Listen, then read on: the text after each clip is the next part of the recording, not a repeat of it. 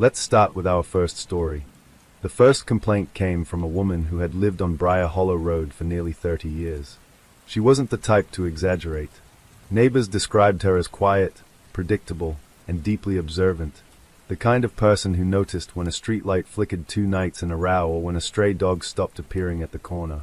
But on the morning of October 3rd, she called the police with a trembling voice and said something that would later be replayed dozens of times in court. "I think the house across the street is watching me." At first, the dispatcher assumed she meant someone inside the house was staring at her through the windows. It wasn't unusual for neighbors to report suspicious behavior, but the woman clarified something stranger. "There's nobody living there, but the curtains keep moving." The house in question stood at the far end of Briar Hollow Road, a narrow suburban street lined with aging maple trees and nearly identical 2-story homes. It had been empty for almost 8 months. The last family had moved out suddenly after selling the property through a private sale that raised very few eyebrows at the time. The new owner was listed as an LLC, Hollow Pine Investments. There were no visible residents, no moving trucks, and no utility records suggesting someone had moved in. Yet, according to the woman, lights occasionally flickered inside the upstairs bedroom at night. Police logged the complaint but categorized it as low priority. Empty houses sometimes developed electrical issues. Curtains could shift due to airflow or animals finding their way inside. They made a routine drive-by that evening. Everything appeared normal. Dark windows, still curtains, locked front gate. Case closed, at least, for the next 12 days. On October 15th, a teenage boy named Tyler Jenkins disappeared while walking home from basketball practice. He had taken the same route every weekday for 2 years. His mother expected him home at 7:10 p.m. By 7:45, she was dialing his phone repeatedly. By 8:20, she was calling police. Search teams combed the neighborhood through the night. Volunteers knocked on doors, checked backyards, and searched nearby drainage canals. Tyler's backpack was found the next morning near the entrance of Briar Hollow Road, sitting upright against a street sign as if carefully placed there. Inside the backpack, investigators found his phone, wallet, and homework untouched. No signs of struggle. No blood. No fingerprints other than Tyler's. But one detail unsettled detectives. The backpack faced directly toward the empty house at the end of the street. Detective Lena Corbett was assigned the missing persons case that afternoon. She had worked abduction cases before, and she knew the first 48 hours were critical. The moment she stepped onto Briar Hollow Road, she noticed something unsettling about the neighborhood. It was too quiet. Even for a suburban street, there was a strange absence of movement. No children playing. No lawn mowers. Curtains drawn across multiple homes, as if the residents had collectively decided not to look outside. She walked door to door, interviewing neighbors. Most reported seeing Tyler pass by regularly. None recalled seeing him the night he vanished. Then she reached the woman who had made the earlier complaint. Mrs. Aldridge opened the door slowly, her expression carrying a mixture of relief and fear, as though she had been waiting for someone to take her seriously. "You're finally here," she whispered. Detective Corbett asked her to explain everything she had noticed over the past weeks.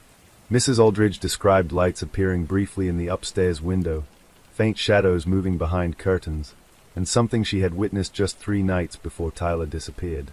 "I saw a silhouette standing in the second-floor window," she said.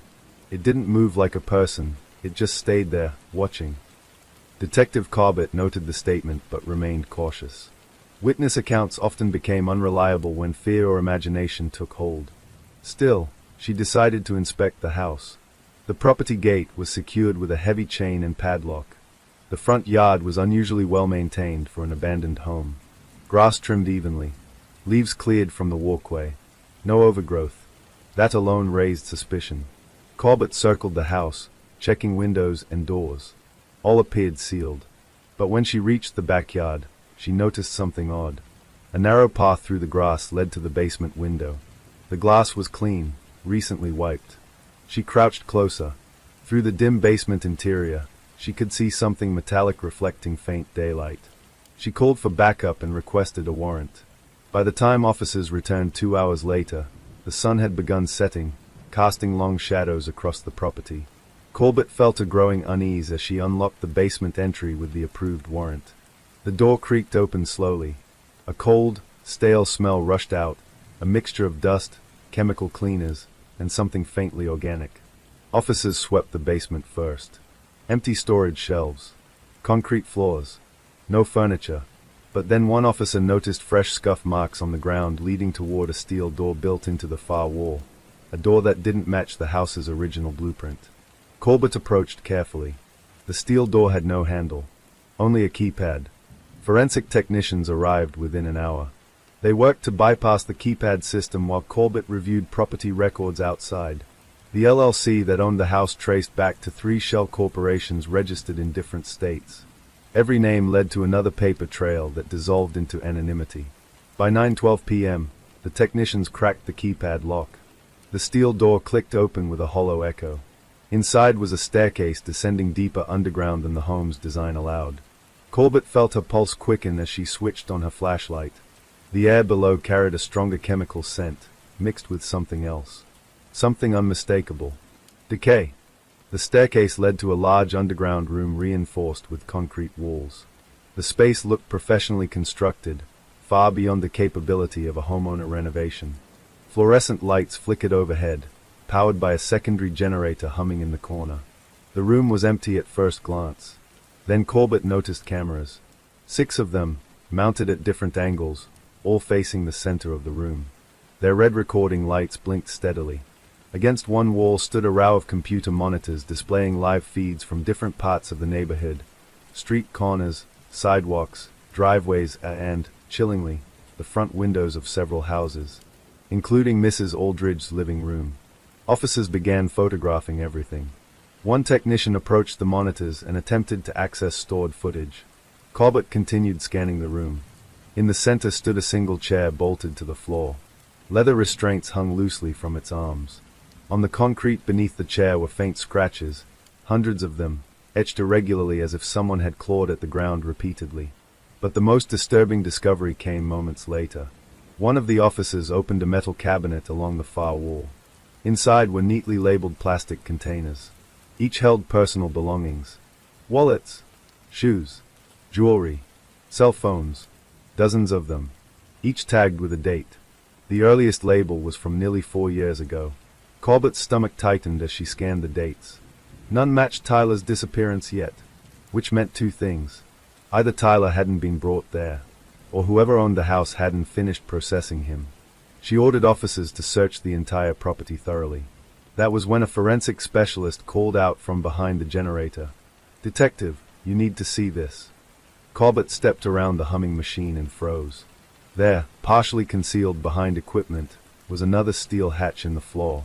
This one had no keypad, only a thick mechanical latch, and seeping faintly from its edges was the unmistakable smell of decomposition. The room fell silent as officers gathered around the hatch. Corbett felt the weight of what they might find pressing down on her chest. She nodded once, signaling them to proceed. 2 officers lifted the latch. The hatch groaned open slowly, releasing a wave of foul air so strong several investigators stepped back, covering their noses. Corbett forced herself forward and aimed her flashlight into the darkness below. Her beam landed on a ladder descending into what appeared to be a narrow pit lined with concrete and plastic sheeting. And then she saw it. Fabric, human clothing, and something pale beneath it. She swallowed hard, steadying her voice as she spoke into her radio. "We're going to need homicide, multiple units, and forensic excavation." She paused, staring into the pit, feeling an unshakable certainty settling into her mind.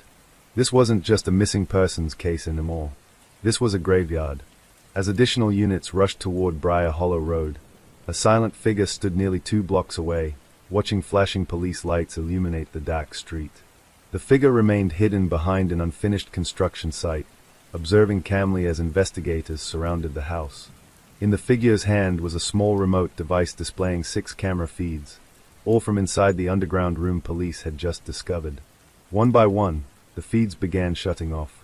The figure pressed a final button, deleting stored recordings remotely. Then, without urgency, they turned and walked into the darkness beyond the construction site, leaving behind a neighborhood that would soon become the center of one of the most disturbing serial crime investigations in state history. And somewhere, far from Briar Hollow Road, a phone buzzed inside an empty storage locker. The screen displayed a single message. Site compromised. Move to location 2. Detective Corbett would later say that the moment she stood over that hatch, she felt something watching her, not from inside the pit, but from somewhere else entirely. And she would spend the next 18 months trying to prove she was right. Because the house at Briar Hollow wasn't the killer's only observation post. It was just the first one they found. The rain hadn't stopped since Detective Aaron Keller left the terminal parking lot. It fell in relentless sheets, blurring the city lights into long, trembling streaks across his windshield. The airport clock in his mind kept ticking backward. 2:13 a.m., the moment Flight 908 should have touched down safely. Instead, the plane had landed missing a passenger. And now Keller had a name. Elena Voss. He repeated it quietly as he drove toward the address listed on her booking profile. Something about it clung to him, like a faint echo he couldn't shake. He had worked plenty of missing persons cases before, but this one already felt wrong. A woman boards a plane. Surveillance confirms it. She sits in her assigned seat. The aircraft lands, and suddenly she doesn't exist. No exit footage. No seat disturbance. No luggage removed. Just gone. The apartment. Elena Voss lived in a narrow 4-story building tucked between a laundromat and a closed florist shop. The structure leaned slightly toward the street, as if exhausted from standing for too many years. Most windows were dark except for one flickering television glow on the 3rd floor. Keller parked and stepped into the rain, pulling his coat tighter around him. The smell of wet concrete mixed with the faint scent of detergent drifting from the laundromat vents. He checked the mailbox panel. Voss, E, apartment 3B. The hallway smelled stale, heavy with old carpet and something metallic underneath. Keller climbed the stairs slowly, listening to the building groan with each step. Apartment 3B stood at the end of the corridor. A dim overhead bulb buzzed above the door. He knocked. No answer. He knocked again, louder. Still nothing. He glanced at his watch. 3:02 a.m. If Elena had family or roommates, they weren't home. Or they weren't answering. Keller pulled out his phone and called dispatch to request entry authorization. While he waited, he studied the door. No scratches. No forced entry. A thin strip of yellow light glowed faintly under the frame. Someone had left a lamp on inside. That detail tightened something in his chest. When authorization came through, he used the master access key provided by building management downstairs. The lock clicked open with unsettling ease. Inside 3B, the apartment smelled faintly of lavender and fresh coffee, as if someone had brewed a cup hours earlier and never returned to drink it. The space was tidy, almost obsessively so. Every surface was dust-free. Books aligned perfectly on shelves. Shoes arranged in pairs near the entrance. Keller stepped carefully, scanning for disturbance. Nothing appeared stolen or broken. On the small kitchen counter sat a single ceramic mug. Steam no longer rose from it, but the dark ring along the rim suggested it hadn't been sitting there for long before Elena left for the airport. Beside the mug lay an open laptop. Keller slipped on gloves and approached. The screen had dimmed into sleep mode, but one tap of the trackpad woke it. An email draft filled the screen. Not sent. Not finished. He leaned closer and read. If anything happens, I need someone to know this wasn't an accident. I tried to report it before, but they said there wasn't enough evidence. The passengers aren't random. They never were. It's happening again, and this time I think they know I'm watching. Keller felt his stomach drop. He scanned the timestamp. The draft had been saved just 2 hours before Elena boarded Flight 908. He scrolled further. The message ended mid-sentence. If I don't make it off the plane, look at. And then nothing. The wall of notes. Keller moved deeper into the apartment and stopped in the doorway of what appeared to be Elena's bedroom. The far wall was covered. Photographs. Newspaper clippings. Printed flight manifests. Strings of red thread connecting names, dates, and aircraft numbers in intricate webs. He stepped closer, eyes moving across the chaos disguised as order. Every clipping involved unexplained disappearances tied to commercial flights. Different airlines. Different countries. Different decades. But always the same pattern. One passenger gone. No trace. No explanation. Pinned at the center of the wall was a photograph of Flight 908. A fresh red circle surrounded one name on the printed passenger list. Elena Voss. But Keller noticed something else. Next to Elena's name, written in thick black marker, were 3 words. Final confirmation. The boat book. On Elena's bedside table rested a worn leather notebook. Keller opened it carefully. Page after page contained meticulous handwritten research. Dates, airlines, passenger backgrounds. He flipped to the most recent entry. Case log, pattern series 7. Passenger disappearances occur every 9 to 11 years. Always during overnight flights. Weather conditions frequently involve heavy storm activity. No recorded physical disturbances on board. Victims often connected to prior aviation incidents. Keller frowned. Connected how? He kept reading. Most victims share indirect links to a crash in 1987. Flight 441. Official cause listed as mechanical failure. 142 fatalities. But 7 passengers listed as unaccounted for before impact. Records sealed. Keller's pulse quickened. Below the entry, Elena had scribbled a final note in shaky handwriting. I think Flight 908 matches the pattern exactly. If I'm right, someone on that plane won't land. He closed the notebook slowly. She hadn't predicted someone. She had predicted herself. The missing luggage. Dispatch notified Keller that airport security had located Elena's checked suitcase. It had never been collected from baggage claim and now sat in evidence storage. Keller left the apartment and drove back through the storm, the notebook resting on his passenger seat like it weighed far more than paper should. By the time he reached the airport evidence room, dawn had begun bleeding faint gray light into the horizon. A security officer wheeled out the suitcase. Standard black hardshell case. No damage. Tag still attached. Keller unzipped it. Inside, clothes were neatly folded, but half the space was filled with documents and folders. Elena hadn't been traveling light. She had been traveling prepared. The file inside the suitcase. The first folder Keller opened contained photocopies of passenger lists from flights dating back nearly 50 years. Every list had one name circled. Each circled name belonged to a passenger who had vanished mid-flight. He flipped through them quickly. And now, 2026. The intervals weren't exact, but they hovered around the same time frame. At the bottom of the folder sat a USB drive taped to a sticky note. Written on it, if found, give to authorities. Do not connect to internet. Keller stared at it for several seconds before slipping it carefully into an evidence bag. The flight attendant's memory. Later that morning, Keller interviewed flight attendant Mara Delaney again. This time inside an airport conference room filled with weak fluorescent lighting. You're certain she didn't leave her seat? Keller asked. Mara nodded firmly. Positive.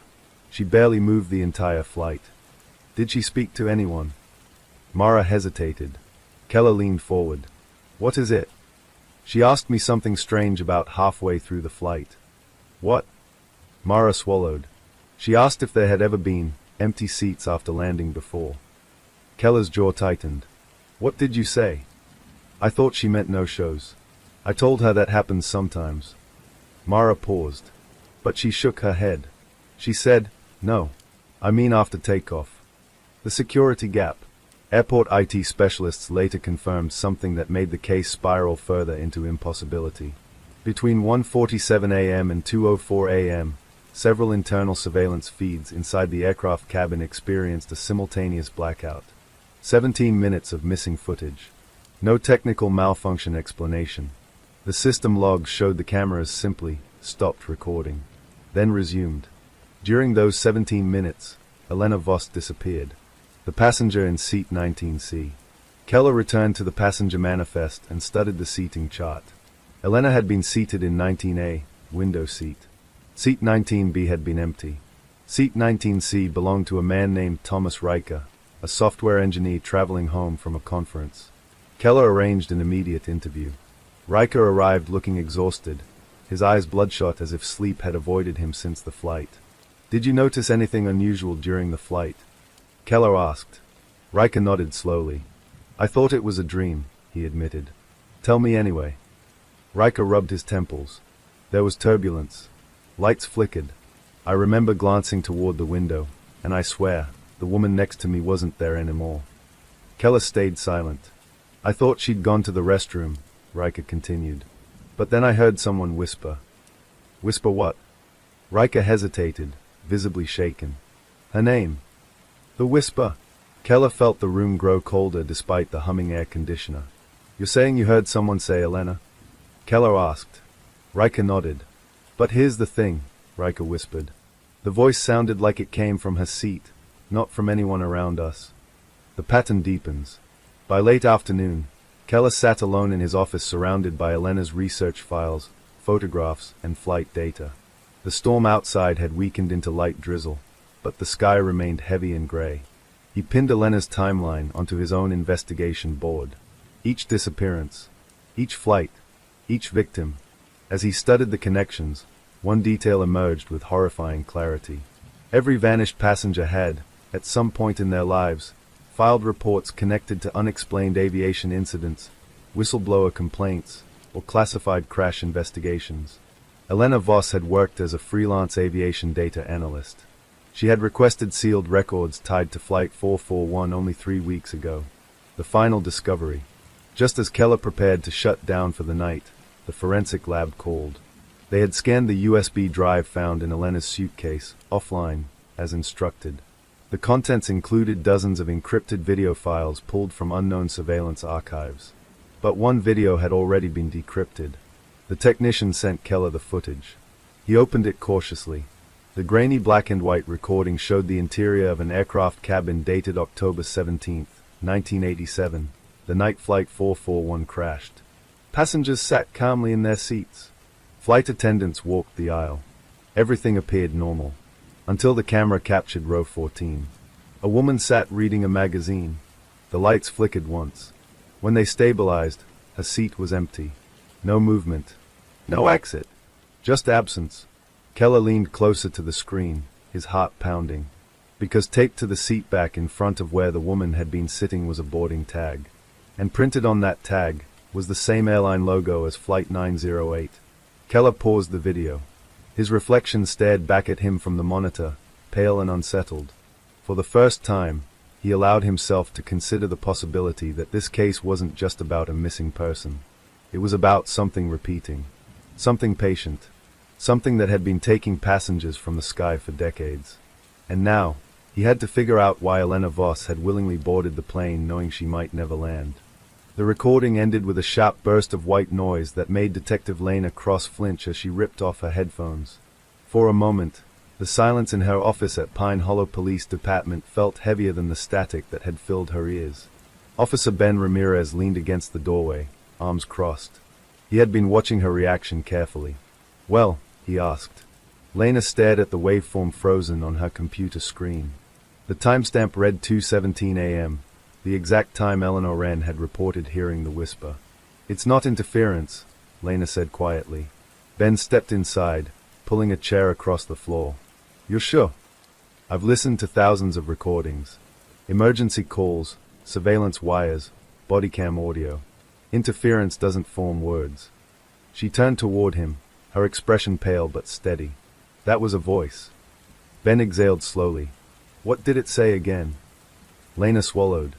"You shouldn't have come back." The words seemed to linger in the air between them like a cold draft creeping through a cracked window.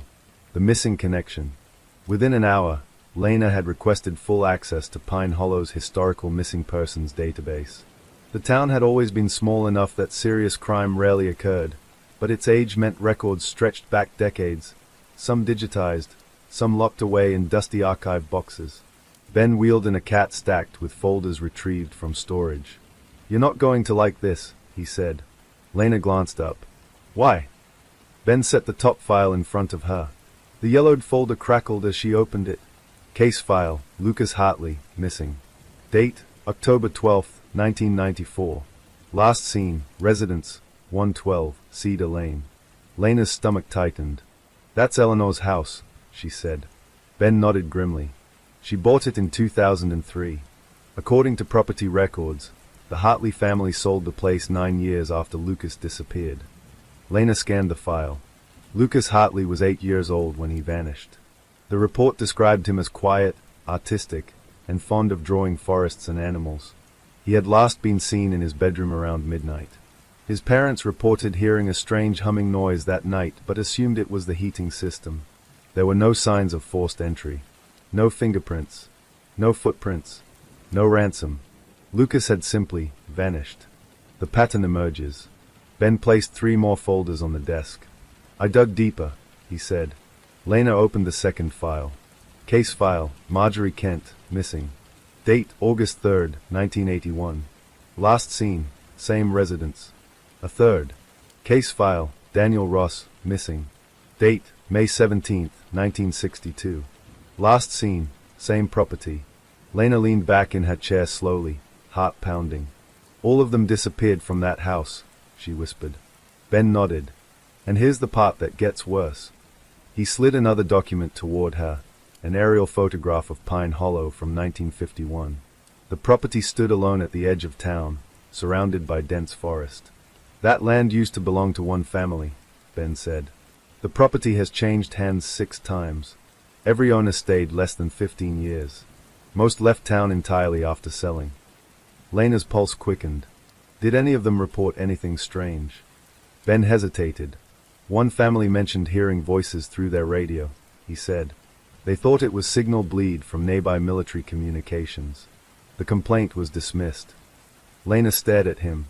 Ben, Pine Hollow is over 200 miles from the nearest military base. Yeah, he said quietly. I checked. Eleanor's passed. By mid-afternoon, Lena and Ben returned to Eleanor Wren's house. Eleanor opened the door before they knocked, as if she had been waiting. Her face looked drawn, shadows deep under her eyes.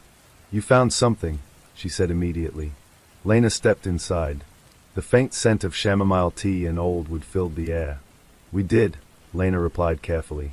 Mrs. Wren, did you know a boy named Lucas Hartley used to live here? Eleanor blinked slowly. No, she said.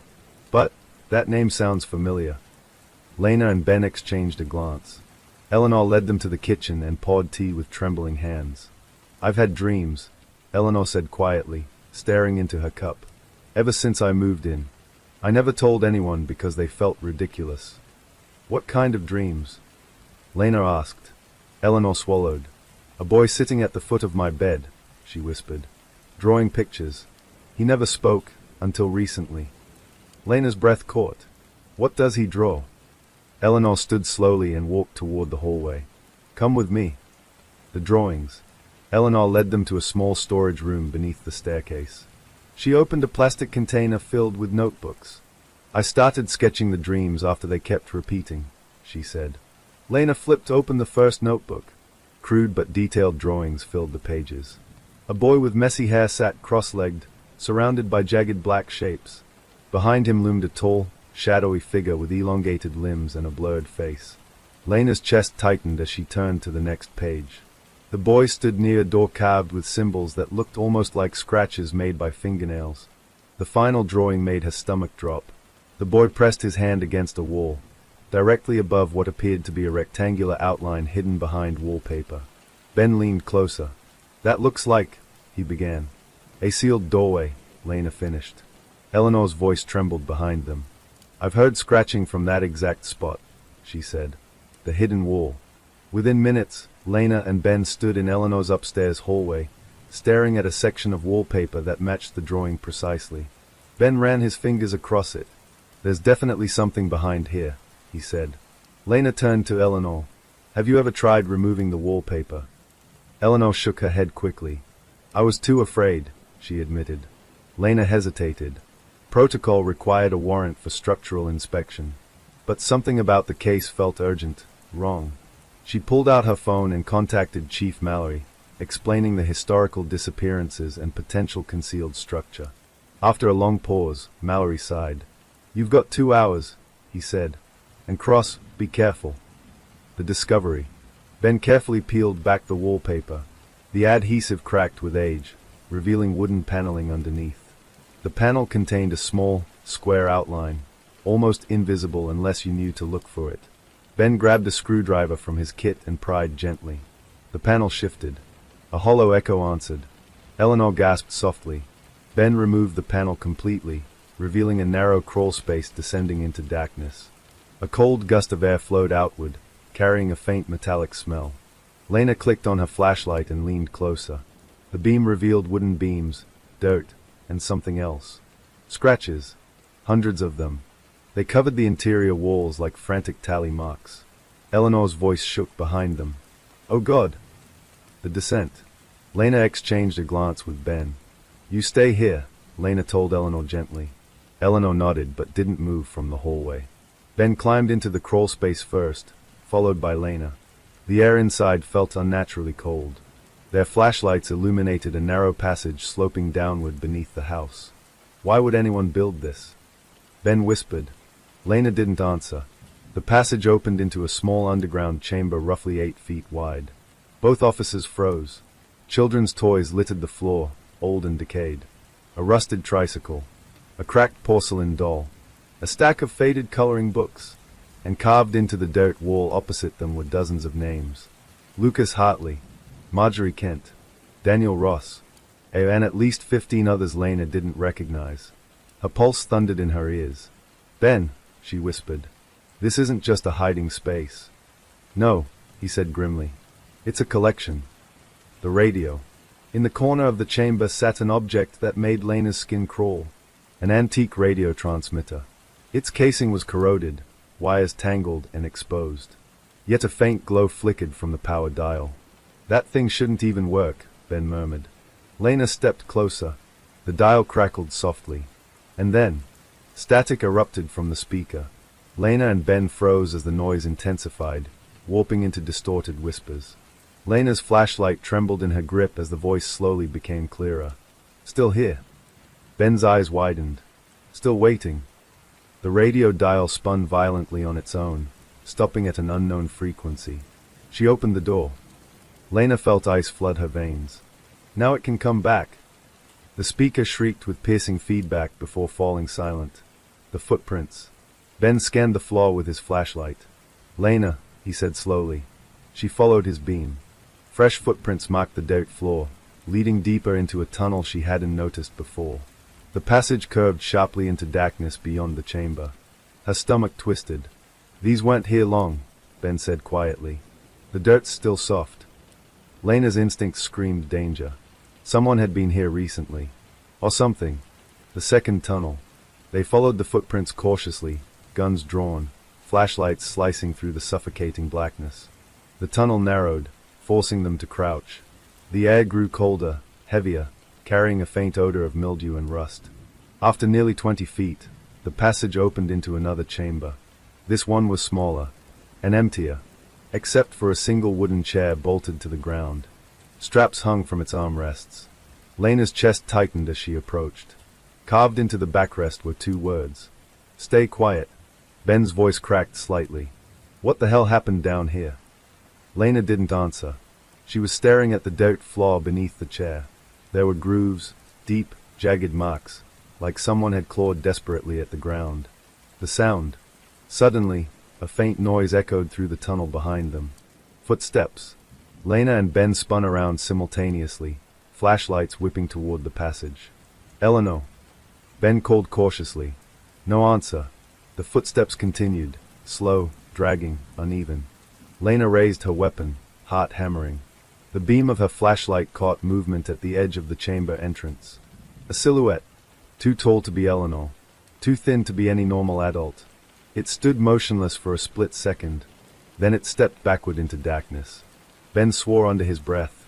"Did you see that?" he whispered. Lena nodded, adrenaline surging through her veins. "Someone's down here," she said. But deep inside, she wasn't sure that someone was the right word. The vanishing trail. They rushed back through the tunnel toward the first chamber. When they reached it, Lena's blood ran cold. The antique radio transmitter was gone. The footprints now led upward, toward the crawlspace exit. "Eleanor!" Lena shouted, scrambling toward the passage. She burst into the hallway. The house was silent. Too silent. Ben followed, scanning the rooms quickly. The front door stood slightly open, swaying gently in the evening breeze. On the hallway floor lay Eleanor's teacup, shattered into porcelain fragments. And scratched into the wooden floorboards beside it were 4 jagged words. "You opened it again." Lena's breath caught as dread settled over her like a suffocating fog. Eleanor Wren was gone. And somewhere in Pine Hollow, whatever had haunted that house for nearly a century was moving again. The storm arrived just after midnight, draping the town in heavy rain and rolling thunder that shook windows and rattled nerves. Mara Ellison stood inside the dim evidence room at the station, staring at the photographs pinned across the corkboard. Victims, dates, locations. Every piece of the puzzle stretched across the wall like a tangled spider web. 3 confirmed victims now, all missing for months, all later found carefully staged. And every one of them connected to the same abandoned boarding house on Renford Street. Mara rubbed her tired eyes and stepped back. Something wasn't lining up. The pattern was too organized, too deliberate. Whoever was behind this wasn't acting out of rage. This was patience, planning, ritual. Behind her, Ryan Cole pushed open the station door, rainwater dripping from his jacket. "You're still here," he said. "You're back early," Mara replied without turning. Ryan tossed a folder onto the desk. Property records. That boarding house changed ownership 4 times in 15 years. Every owner disappeared or sold it within months. Mara turned slowly. Disappeared. 2 of them vanished completely. The others left town without warning. The thunder cracked overhead, making both of them flinch. Mara stepped closer to the file, flipping through pages. Names blurred together until one entry made her freeze. Owner, Leonard Hargrove. Duration, 11 months. Status, missing, never located. "That name again," Mara whispered. Ryan nodded grimly. "He's tied to 2 of the victims through employment records. He hired both of them at different times." Mara felt a familiar chill crawl up her spine. "He's either another victim," she said slowly, "or the ghost pulling the strings." The boarding house. By 2 a.m., the storm had worsened, but Mara insisted on returning to Renford Street. Flashlights sliced through the heavy rain as she and Ryan approached the towering silhouette of the abandoned boarding house. The building leaned slightly, its rotting wood siding groaning under the wind. Broken shutters slammed rhythmically against cracked windows. The place looked less like a house and more like something waiting to collapse, or swallow whoever stepped inside. "You ever get the feeling buildings remember things?" Ryan asked quietly. Mara didn't answer. She pushed open the front door. It creaked violently, echoing through the dark hallway. Inside, the smell hit immediately: mold, damp wood, and something faintly metallic, like rust. Or dried blood. They stepped cautiously through the corridor. Rainwater leaked through the ceiling in steady drips that echoed like ticking clocks. The beam of Mara's flashlight swept across peeling wallpaper and warped floorboards. "This place was searched already," Ryan said. "Twice." "Not thoroughly enough," Mara replied. She moved toward the back staircase where one of the victims had reportedly been seen last. Her instincts prickled stronger with each step. Something here felt unfinished. Uncovered. Halfway up the staircase, Mara paused. She tilted her head slightly. "Do you hear that?" Ryan listened. Only rain and thunder. Then, a faint hollow echo beneath their feet. Mara slowly crouched, pressing her palm against the wood. "Hollow flooring," she whispered. Ryan's eyes widened. "You think?" Mara was already pulling her pocket knife from her belt. She wedged the blade carefully between 2 floorboards and pried upward. The wood groaned before one plank loosened slightly. Ryan knelt beside her, helping pull it free. Beneath the floorboards, darkness opened like a mouth, and a narrow wooden ladder descended into the shadows below. The hidden chamber. The air that rose from the opening was stale and suffocating. Mara flicked her flashlight downward, revealing dirt walls reinforced by crude wooden beams. "This wasn't in the blueprints," Ryan muttered, "because it wasn't meant to be found." Mara descended first, boots creaking on each ladder rung. The temperature dropped noticeably as she reached the bottom. Ryan followed, closing the hatch above them halfway to block the storm noise. The chamber stretched roughly 20 feet across, with low ceilings and rough stone flooring. The beam of Mara's light swept slowly across the room, and both investigators froze. Chains hung from the support beams. Rust stained the walls in long streaks. And in the center of the room sat an old wooden chair, bolted directly into the floor. Ryan swallowed hard. This is where he kept them. Mara stepped closer to the chair. Leather restraints dangled from the armrests, cracked with age but still intact. Her stomach tightened as she circled the room. Along the far wall, shelves had been built from scrap wood. Glass jars lined them in neat rows. Inside each jar, scraps of fabric, jewelry pieces, locks of hair, Souvenirs. Mara felt rage rising in her chest, but she forced herself to remain focused. Document everything, she said quietly. Ryan pulled out his camera with shaking hands. As Mara examined the shelves, she noticed one jar slightly different from the others. It contained a folded photograph. Carefully, she removed it and unfolded the damp edges. Her breath caught. The photograph showed 5 people standing outside the boarding house years earlier. 4 of them were smiling. The 5th stood slightly apart from the group, a tall man with narrow eyes and a thin, unsettling smile. On the back of the photograph, written in faded ink, were 3 words. They never leave. The locker. Ryan called out from the far corner. Mara, you need to see this. She crossed the chamber quickly. Behind a stack of wooden crates, Ryan had uncovered an old metal locker embedded into the stone wall. Rust covered the hinges, but the lock had already been broken. Someone opened this before, Ryan said. Mara slowly pulled the door open. Inside, files spilled onto the ground. Yellowed papers, journals, and neatly labeled envelopes stacked tightly together. Mara knelt, flipping through the first journal. Handwritten entries filled every page. Dates stretched back nearly 20 years. Victim descriptions. Habits. Daily routines. Psychological observations.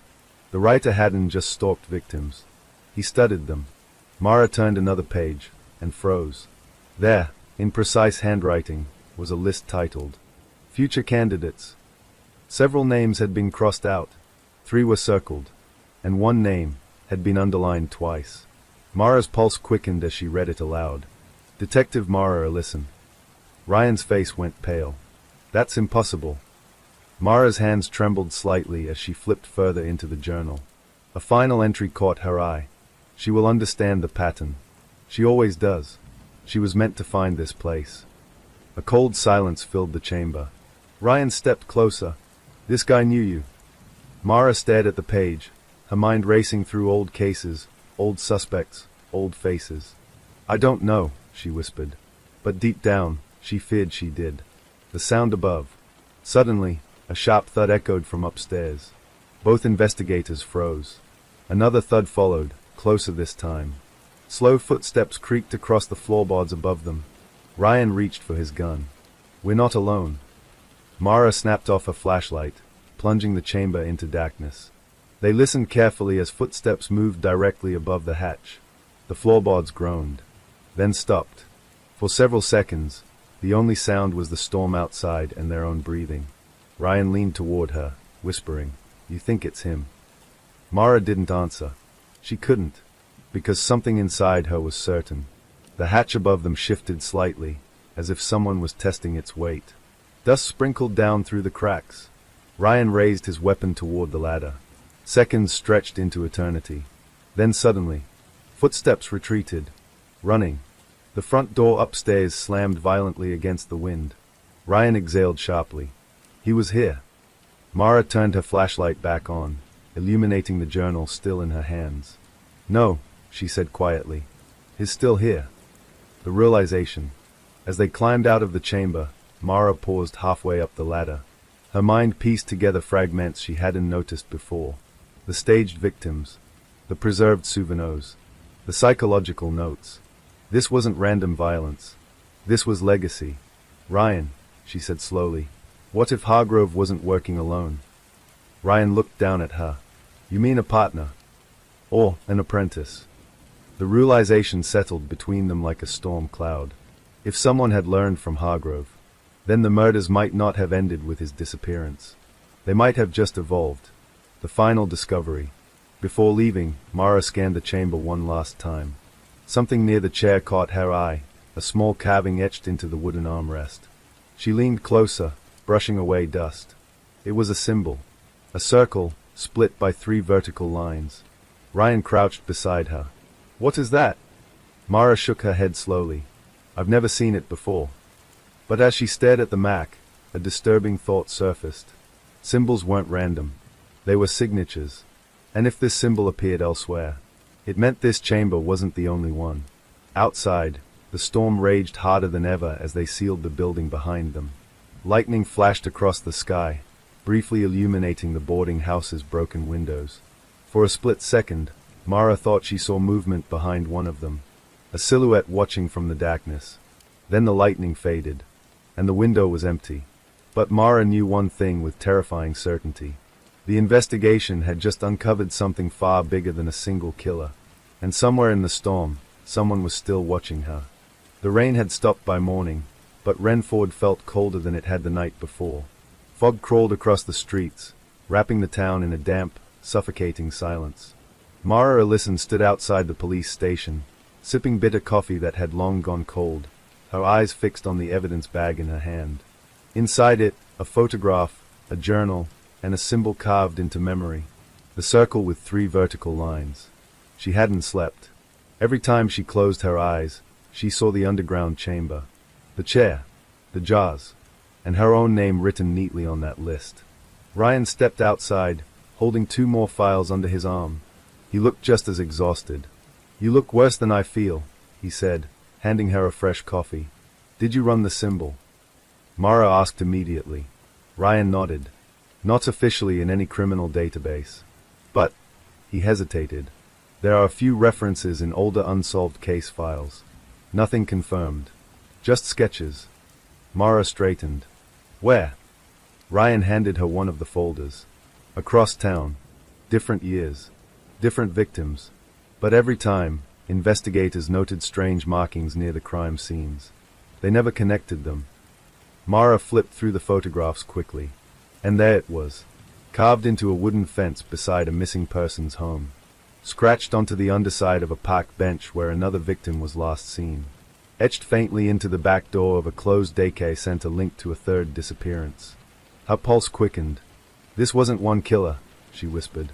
Ryan nodded grimly. "It might be a system." The pattern emerges.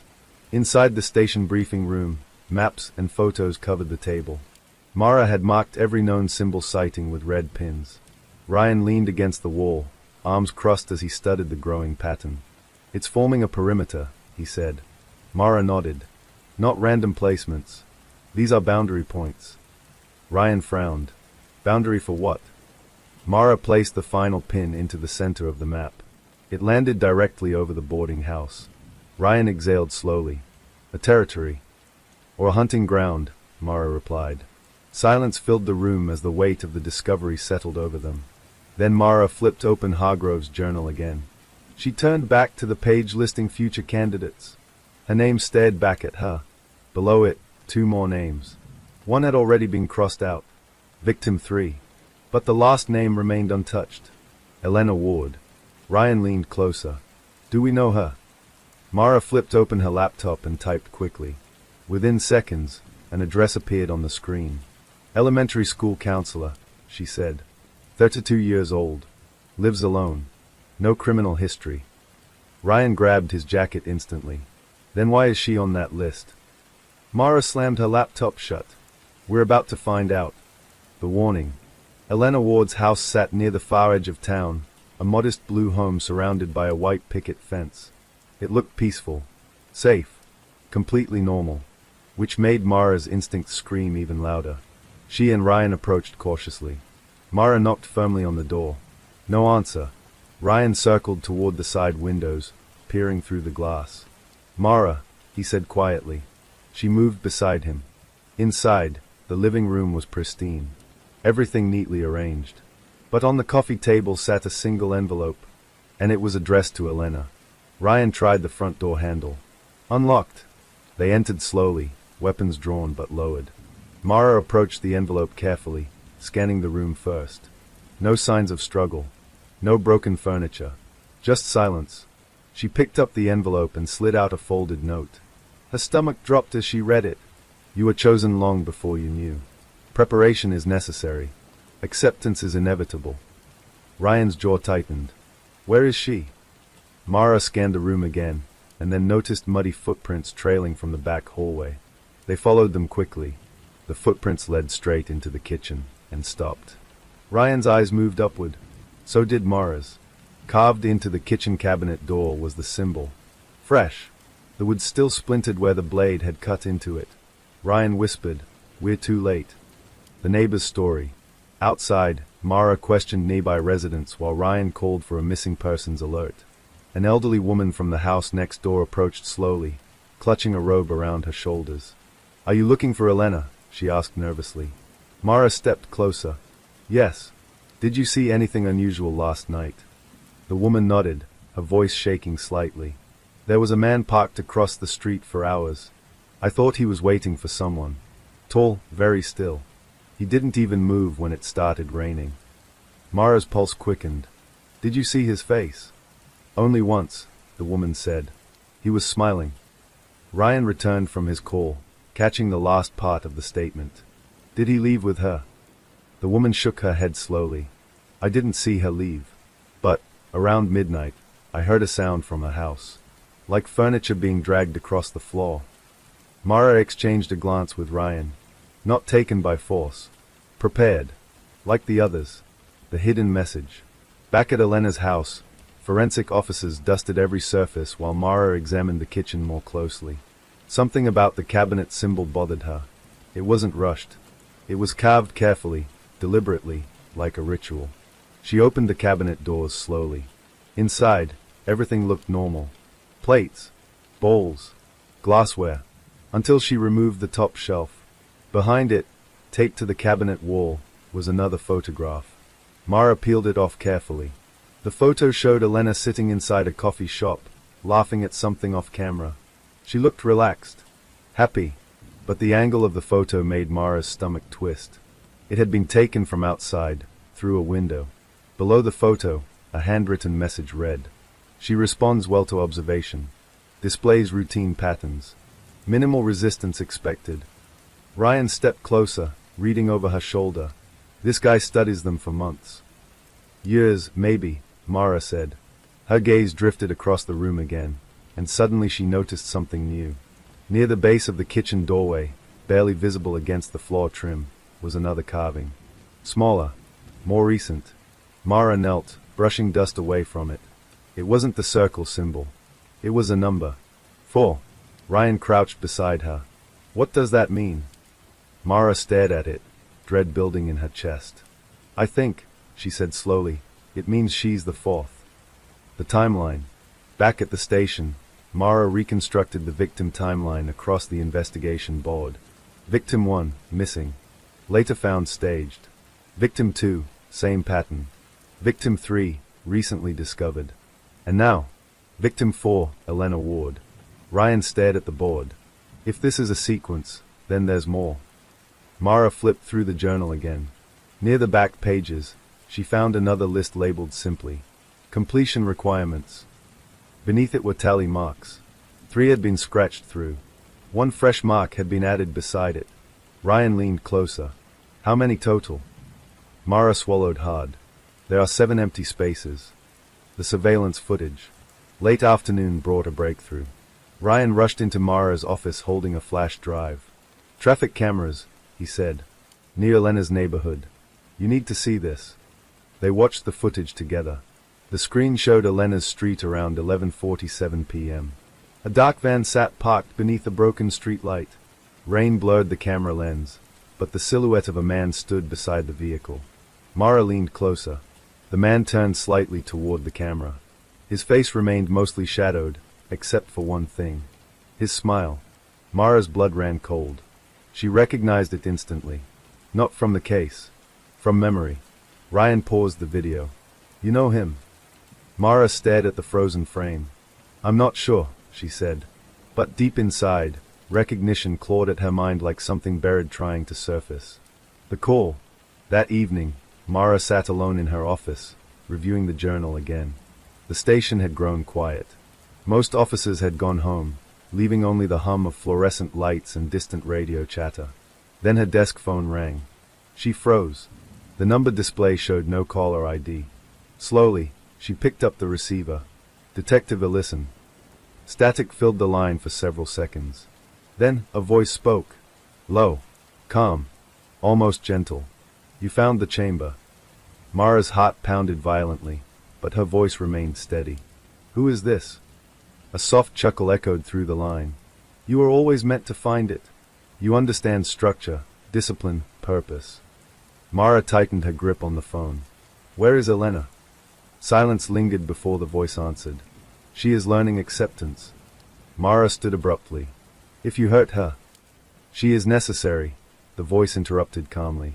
Just like the others. Just like you will be. The line went dead. The terrifying truth.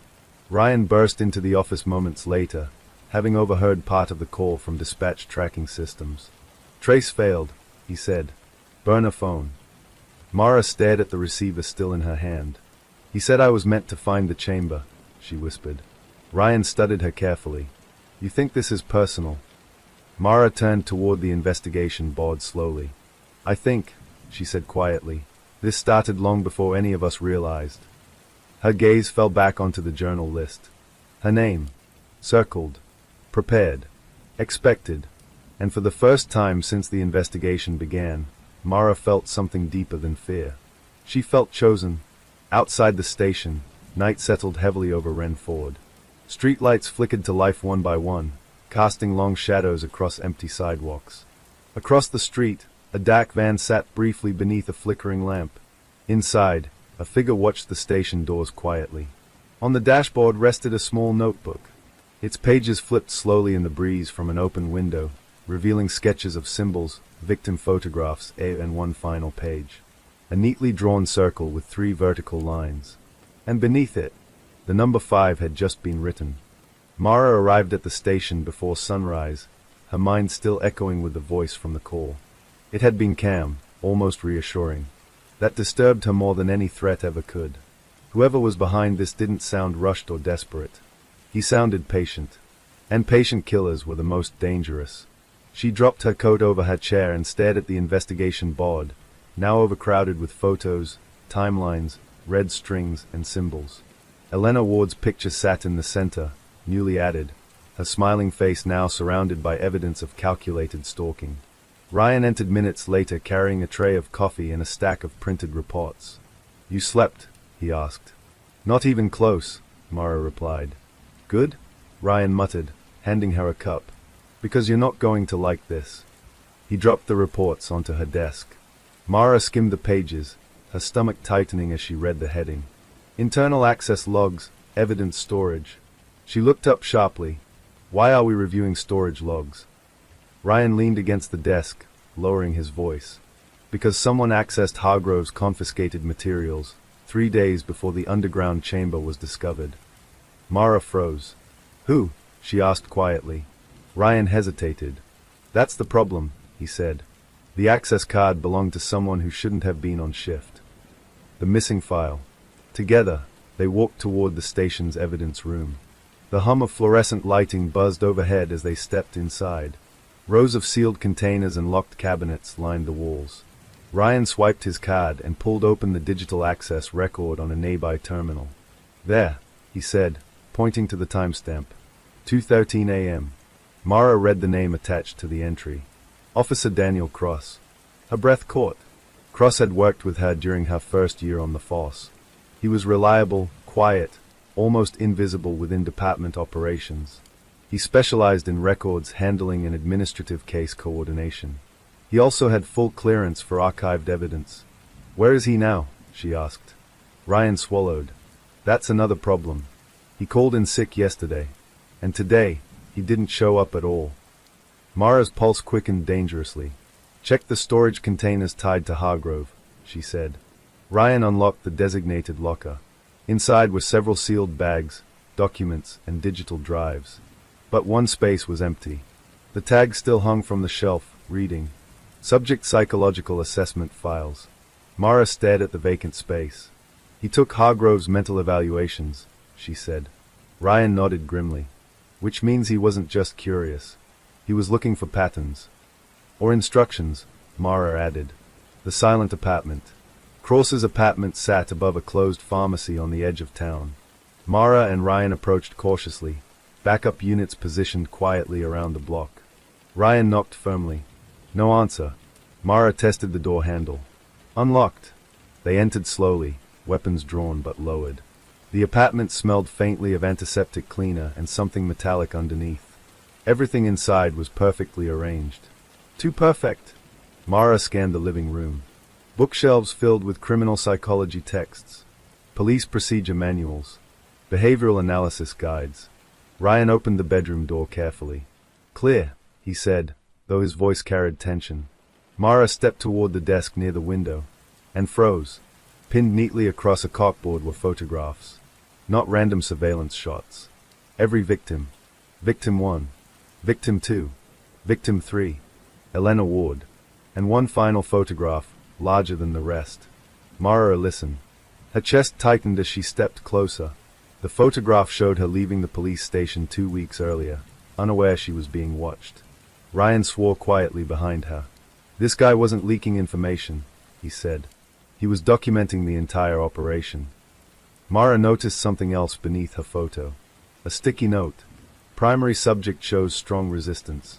Observation must continue. The recorded messages. Ryan searched Cross's laptop while Mara continued scanning the room. The computer required a password, but Ryan quickly bypassed it using department forensic tools. Several encrypted files appeared immediately. Ryan clicked the first one. A video began playing. The screen showed Cross sitting at the desk inside this very apartment. His posture was stiff, eyes fixed directly into the camera. "My name is Officer Daniel Cross," he said calmly. "If you are watching this, then the sequence has advanced beyond containment." Mara leaned closer, her heartbeat pounding. "I was assigned to monitor the chosen candidates," Cross continued. "Not to interfere, not to question, only to observe and report progress." Ryan paused the video. "Monitor, for who?" he asked. Mara shook her head slowly. "Keep playing." Ryan resumed the recording. "The circle requires balance," Cross said. "Each candidate fulfills a role. Some resist. Some accept. All must be evaluated." Mara felt her stomach twist. Cross's expression shifted slightly. His calm demeanor cracked just enough to reveal fear. "I was told the detective would eventually discover everything," he said quietly. "And when she does, she will become the final measure." The screen cut to black. Ryan exhaled slowly. "What the hell is the circle?" Mara stared at her own photograph still pinned to the board. "I think," she whispered, "it's bigger than one killer." The financial trail.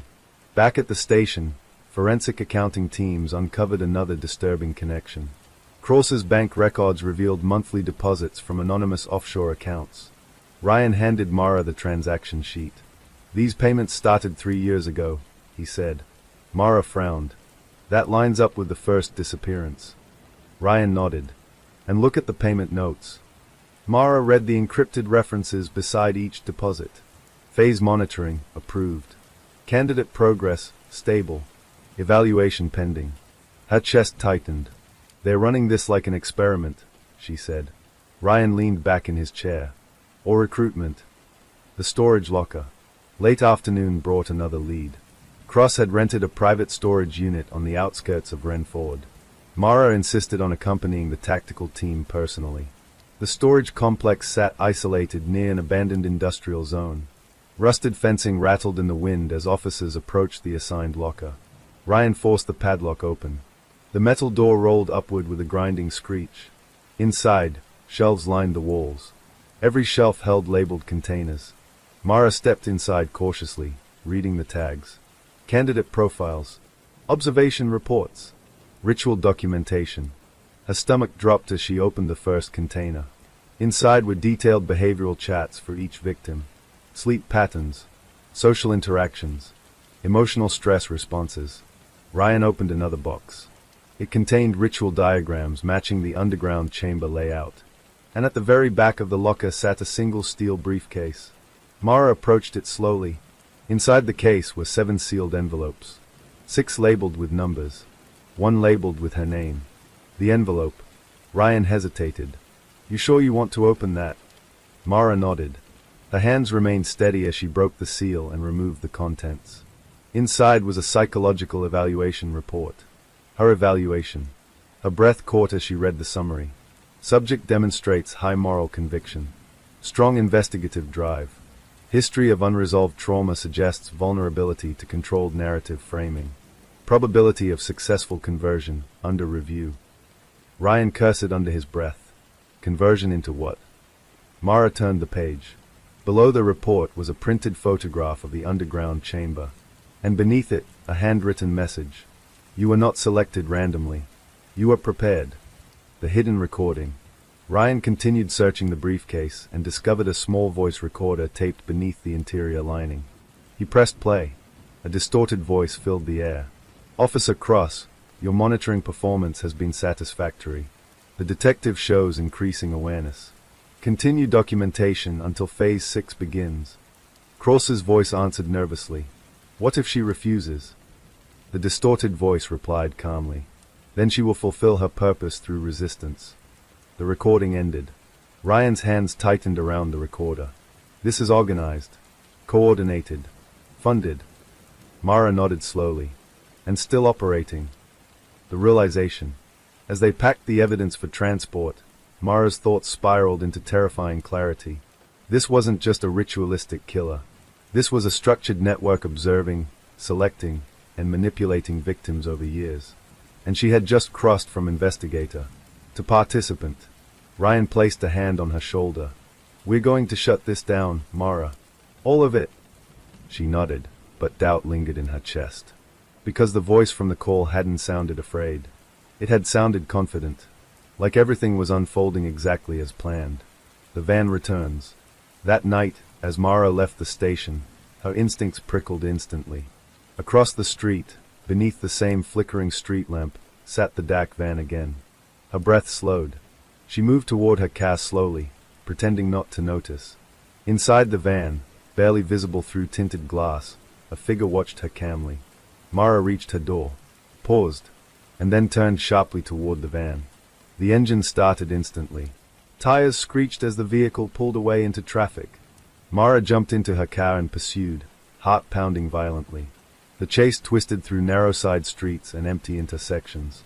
Rain began falling again, slicking the roads beneath speeding tires. For a moment, she almost closed the distance. Then the van turned sharply into an abandoned rail tunnel. By the time Mara followed, it was gone. Only darkness remained. The message left behind. Mara stepped out of her car slowly, flashlight scanning the tunnel walls. Halfway down the tunnel, her light caught something carved into the concrete. She approached cautiously. The circle symbol. Fresh. Below it, the number 6 had just been etched into the wall. And beneath the number, a single sentence. You are closer than you realize. The rain intensified outside the tunnel, echoing like distant applause as Mara stared at the carving. For the first time since the case began, she felt the investigation shifting. Not toward answers, but toward her. Mara barely slept that night. The carved symbol in the rail tunnel kept replaying in her mind, along with the number 6 scratched beneath it. The rain, the van disappearing into darkness, and the unsettling message left behind. It all felt too deliberate, too theatrical, almost like someone was directing her investigation step by step. She arrived at the station before dawn again, her body exhausted but her mind running at full speed. The investigation board had grown massive, spreading across 2 entire walls now. Symbols, victims, financial trails, Officer Cross's recordings, and surveillance photos all collided into a chaotic map of obsession. Ryan was already there, flipping through folders with a worried expression. You look worse than I do, Mara said, setting her coffee down. Ryan sighed. Because I've been reviewing Cross's hard drives all night. Mara immediately straightened. And? Ryan rubbed his eyes. And I think we've been looking at this wrong. The recruitment files. Ryan plugged a flash drive into the projector mounted on the investigation room wall. Dozens of folders appeared, each labeled with specific dates and coded subject names. These aren't just victim records, Ryan explained. They're recruitment logs. Mara stepped closer, scanning the file titles. Each folder contained detailed psychological breakdowns of individuals flagged as potential candidates. Some were later listed as victims. Others had disappeared without bodies ever being found. Ryan opened one of the profiles. The subject had been tracked for nearly 4 years before vanishing. Mara's stomach twisted. They weren't selecting randomly, they were grooming them. Ryan nodded, watching them, stress testing them, breaking them slowly. Mara folded her arms tightly, like Cross was doing with us. Ryan clicked another folder labeled Architect Correspondence. Mara's pulse quickened. Inside were encrypted communication logs between Cross and someone simply identified as A. Ryan decrypted the latest message. Mara leaned closer as the text appeared. Candidate 6 shows accelerated pattern recognition. Increased surveillance recommended. Emotional pressure thresholds approaching evaluation readiness. Mara swallowed. Candidate 6, she whispered. Ryan didn't need to say it. They both knew. The forgotten cold case. Ryan switched files again, revealing a police report from 15 years earlier. Look at this, he said. Mara scanned the document. It detailed a missing persons case involving 6 teenagers who vanished during a summer camping trip outside Renford. The case had gone cold within months due to lack of evidence. Mara frowned. Why is this connected? Ryan highlighted the investigation notes. Because the search team found something in the woods near their campsite. He pulled up archived crime scene photos. Mara leaned forward. The same circle symbol had been carved into tree bark surrounding the campsite. Her chest tightened.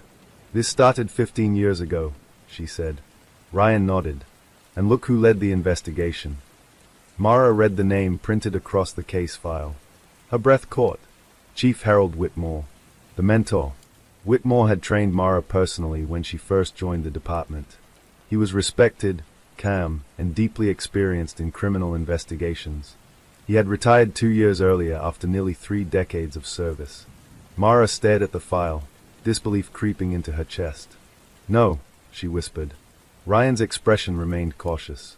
I'm not saying he's involved, but he buried this case quickly. Records show he pushed to classify it as a runaway incident despite ritual evidence. Mara paced slowly across the room, her thoughts colliding violently. Whitmore had been her mentor, the man who taught her interrogation techniques, the one who helped her solve her first homicide case. And now, his name sat at the origin of the Circle's earliest known case, the retirement house. By late afternoon, Mara and Ryan stood outside Whitmore's retirement home on the quiet outskirts of Renford. The house was modest but well-maintained, surrounded by carefully trimmed hedges and old oak trees. Mara's chest tightened as she approached the front door. Ryan glanced at her. You don't have to do this alone. She nodded slightly. But she knocked. Footsteps approached inside. The door opened slowly, revealing Whitmore's familiar face, older, grayer, but still sharp-eyed. Mara, he said warmly. I was wondering when you'd come. Her breath caught instantly. You knew I would? She asked carefully. Whitmore smiled faintly. You were always the one who asked questions nobody else dared to. Ryan and Mara exchanged a glance. Whitmore stepped aside, gesturing them inside. The quiet confession. The house smelled of old books and coffee. Whitmore led them into his study, where shelves of case files lined the walls. Mara noticed something disturbing immediately.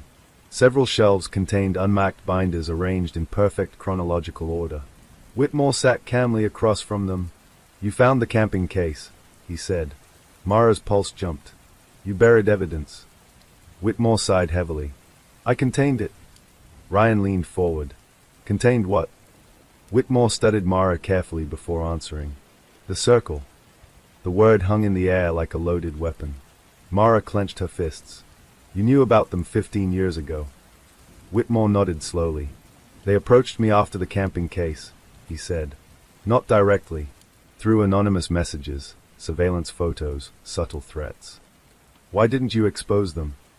Ryan demanded. Whitmore's voice lowered. Because they proved something to me, he said.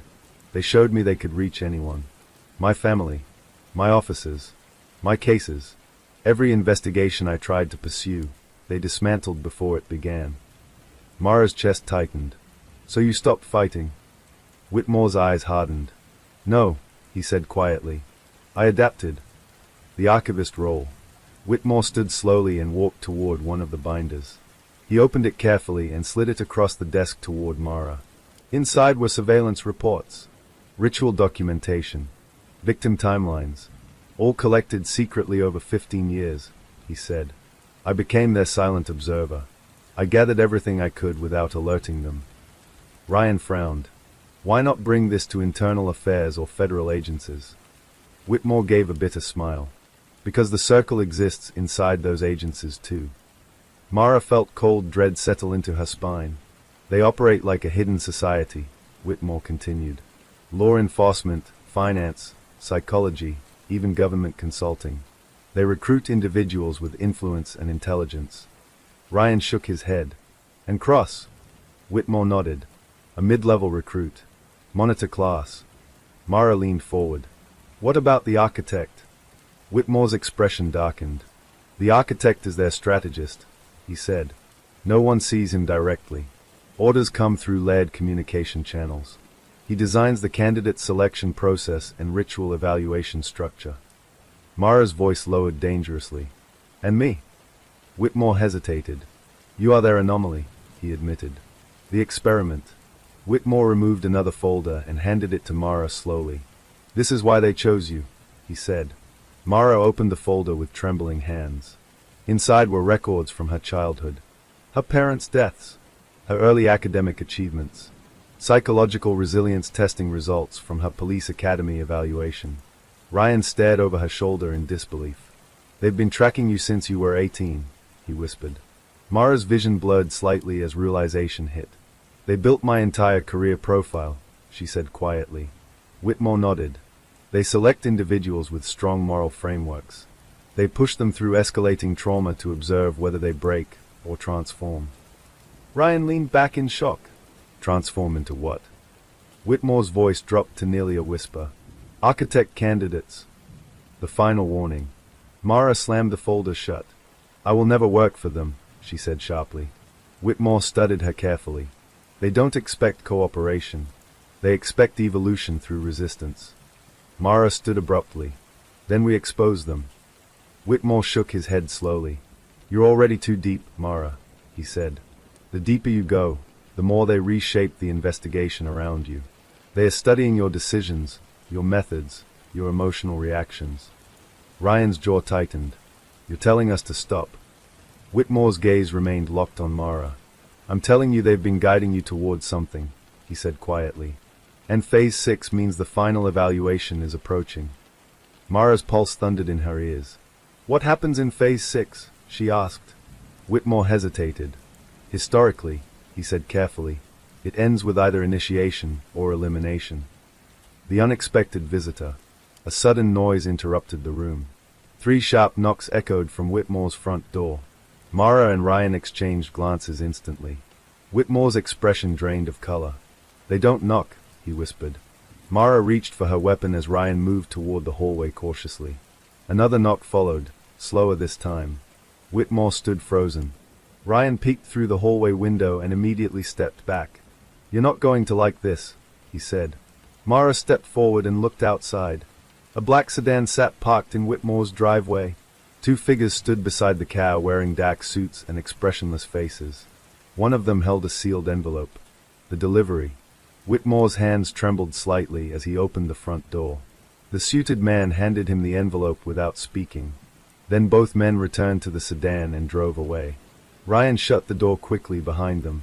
Whitmore stared at the envelope as if it weighed 100 pounds. They've never contacted me directly before, he whispered.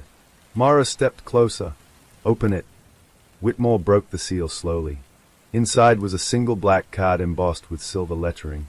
Whitmore's hands shook as he read it aloud. Phase 6 will commence in 72 hours. Candidate Mara Ellison must be delivered to the designated chamber. Mara's stomach dropped violently. Ryan cursed. Delivered. Whitmore turned the card over. Another message had been printed on the back. Failure to comply will result in immediate archival. Whitmore's voice cracked as he explained quietly. Archival means elimination and removal from all records. The final revelation. Mara grabbed her coat, adrenaline surging through her veins. Then we don't wait 72 hours, she said firmly. Ryan nodded. We find this chamber first. Whitmore stared at her, fear and pride battling in his eyes. You don't understand, he said. No one has ever located the primary chamber and survived. Mara paused at the doorway. Her voice remained calm, but unbreakable. Then I guess I'll be the first. Outside, thunder rolled across the darkening sky as storm clouds gathered once again over Renford, and somewhere deep beneath the city. Preparations for Phase 6 had already begun.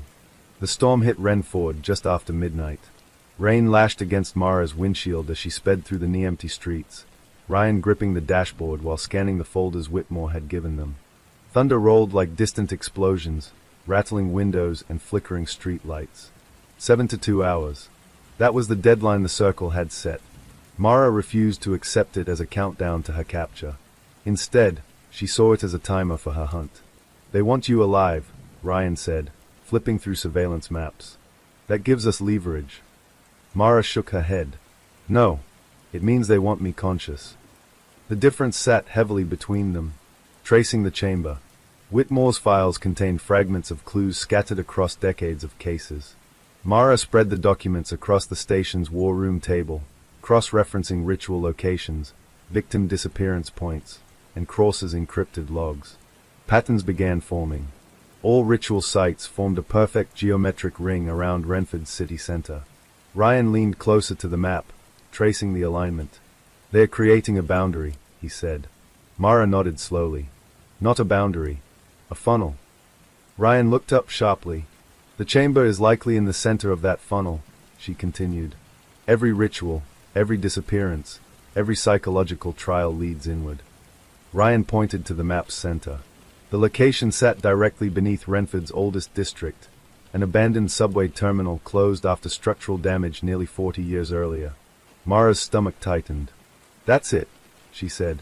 "The forgotten terminal." By dawn, Mara and Ryan stood at the rusted entrance of the closed transit station. Yellow warning signs hung crookedly on bent fences, and layers of graffiti covered the concrete walls. Rainwater trickled down the stairwell leading underground. Ryan adjusted his flashlight. "This place has been sealed for decades." "Officially," Mara replied.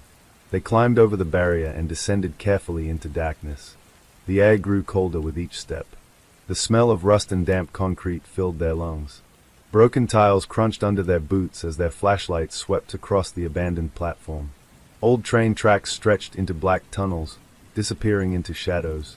Ryan scanned the walls. If they've been using this place, there should be signs of modification. Mara moved slowly across the platform, studying structural columns and ventilation grates. Then she saw it. A section of tiled wall had been replaced with newer stone, almost identical in color but slightly smoother in texture. She pressed her hand against it. It shifted slightly under pressure. "Ryan," she whispered. He stepped beside her, shining his light along the edges. A thin seam traced the outline of a concealed door. Ryan found a small carved symbol near the bottom corner. The circle's mark. Mara inhaled slowly, steadying herself. "This is it." Ryan placed his hand on the hidden panel. "Ready?" Mara nodded once. He pushed. The wall slid open silently, descending into the circle.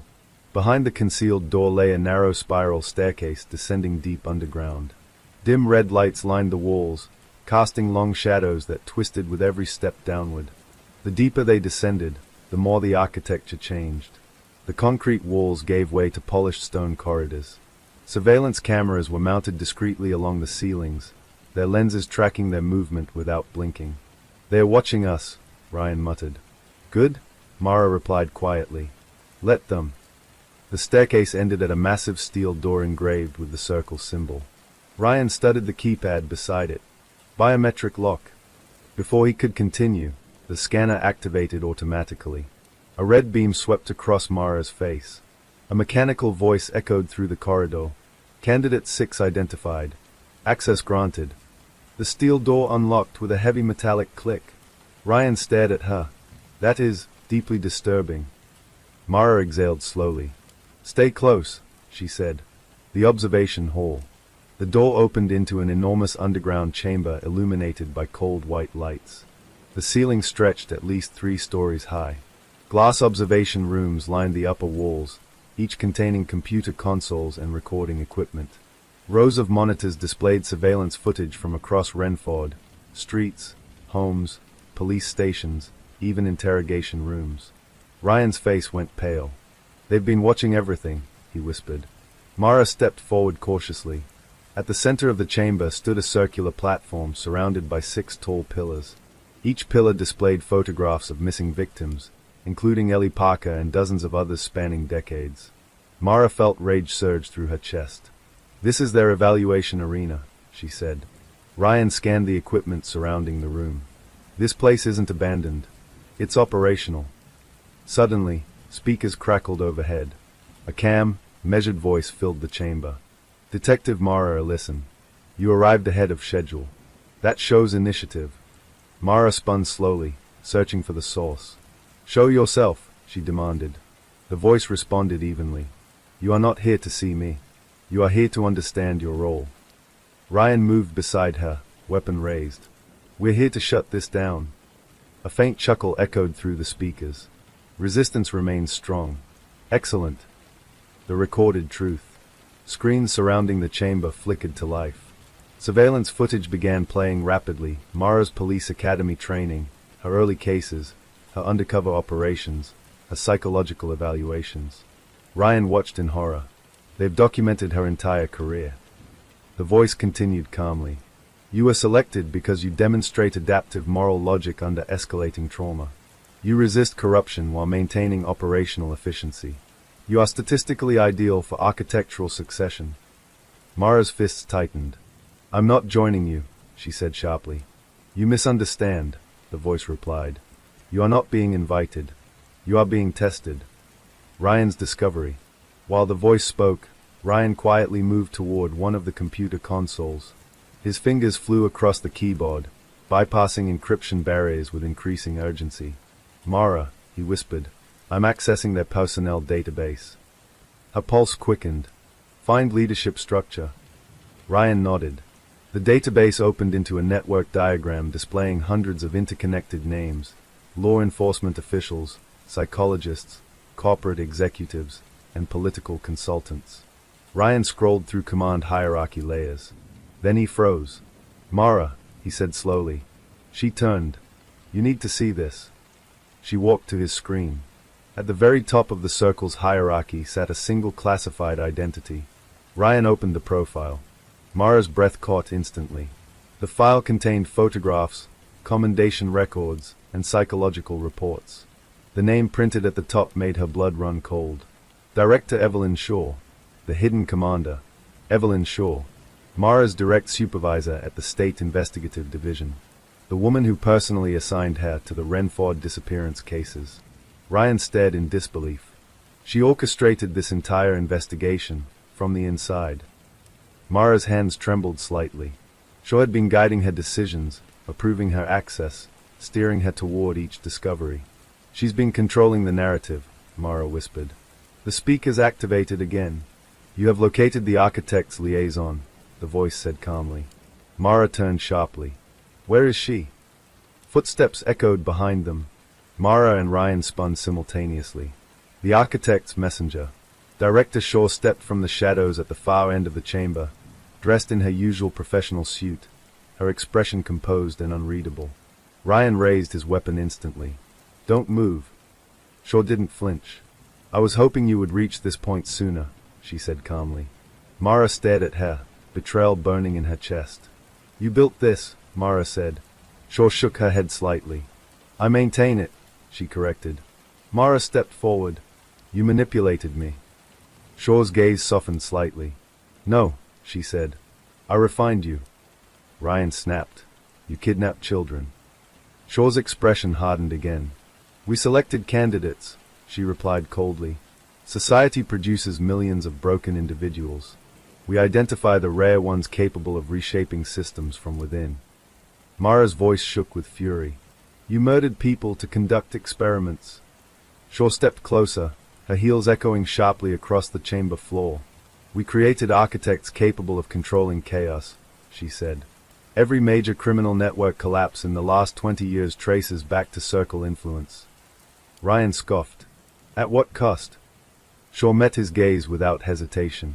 Necessary cost. The offer. Shaw turned fully toward Mara.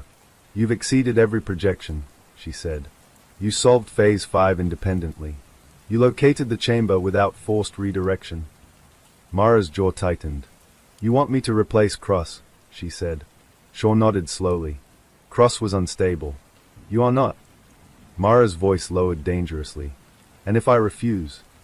Shaw held her gaze steadily. Then Phase 6 becomes termination protocol. Ryan stepped beside Mara, his grip tightening on his weapon. "You're not touching her," he said. Shaw glanced at him briefly. "You misunderstand, Officer Vega. The final phase is not decided by me." Mara's pulse quickened. "Then who decides?" Shaw's eyes lifted toward the ceiling observation windows. "The architect," she said quietly. "The countdown begins." Suddenly, red emergency lights activated across the chamber. Alarms echoed through the underground facility. Ryan turned toward the monitors. "They've locked the exits." Heavy steel doors slammed shut across the chamber perimeter. Shaw remained calm as she stepped backward toward the central platform. "Phase 6 evaluation begins now," she said. Mara drew her weapon, adrenaline surging through her veins. "What is the evaluation?" she demanded. Shaw stopped at the center of the circular platform. Her voice lowered slightly. "You must dismantle the circle, or become its new architect." The chamber lights dimmed dramatically. Hidden panels opened along the walls, revealing armed security personnel emerging silently from concealed corridors. Ryan cursed under his breath. Mara's heart pounded as she raised her weapon. Shaw's final words echoed through the chamber. "Only one path leads out of this room alive." The heavy steel doors locked with a thunderous finality, and above them, behind mirrored glass observation windows, someone unseen was already watching. Red emergency lights pulsed across the underground chamber, bathing everything in a rhythmic glow that made shadows stretch and collapse like living things. The heavy steel doors sealing the exits clanged shut with finality, the sound echoing through the cavernous structure like a judge's gavel. Mara's grip tightened around her weapon as armed guards stepped forward from concealed panels along the walls. Their faces were hidden behind black tactical masks, their movements synchronized and mechanical, like soldiers trained to operate without hesitation or conscience. Ryan moved beside her, matching her stance, his breathing steady but controlled. "Tell me you've got a plan," he muttered quietly. Mara kept her eyes locked on Director Shaw standing calmly at the center platform. "I'm working on it," she whispered. "The final trial begins." Shaw raised her hand slowly, and the guards stopped advancing. "You misunderstand the purpose of this phase," Shaw said, her voice carrying effortlessly across the chamber. "This is not an execution arena. It is an evaluation."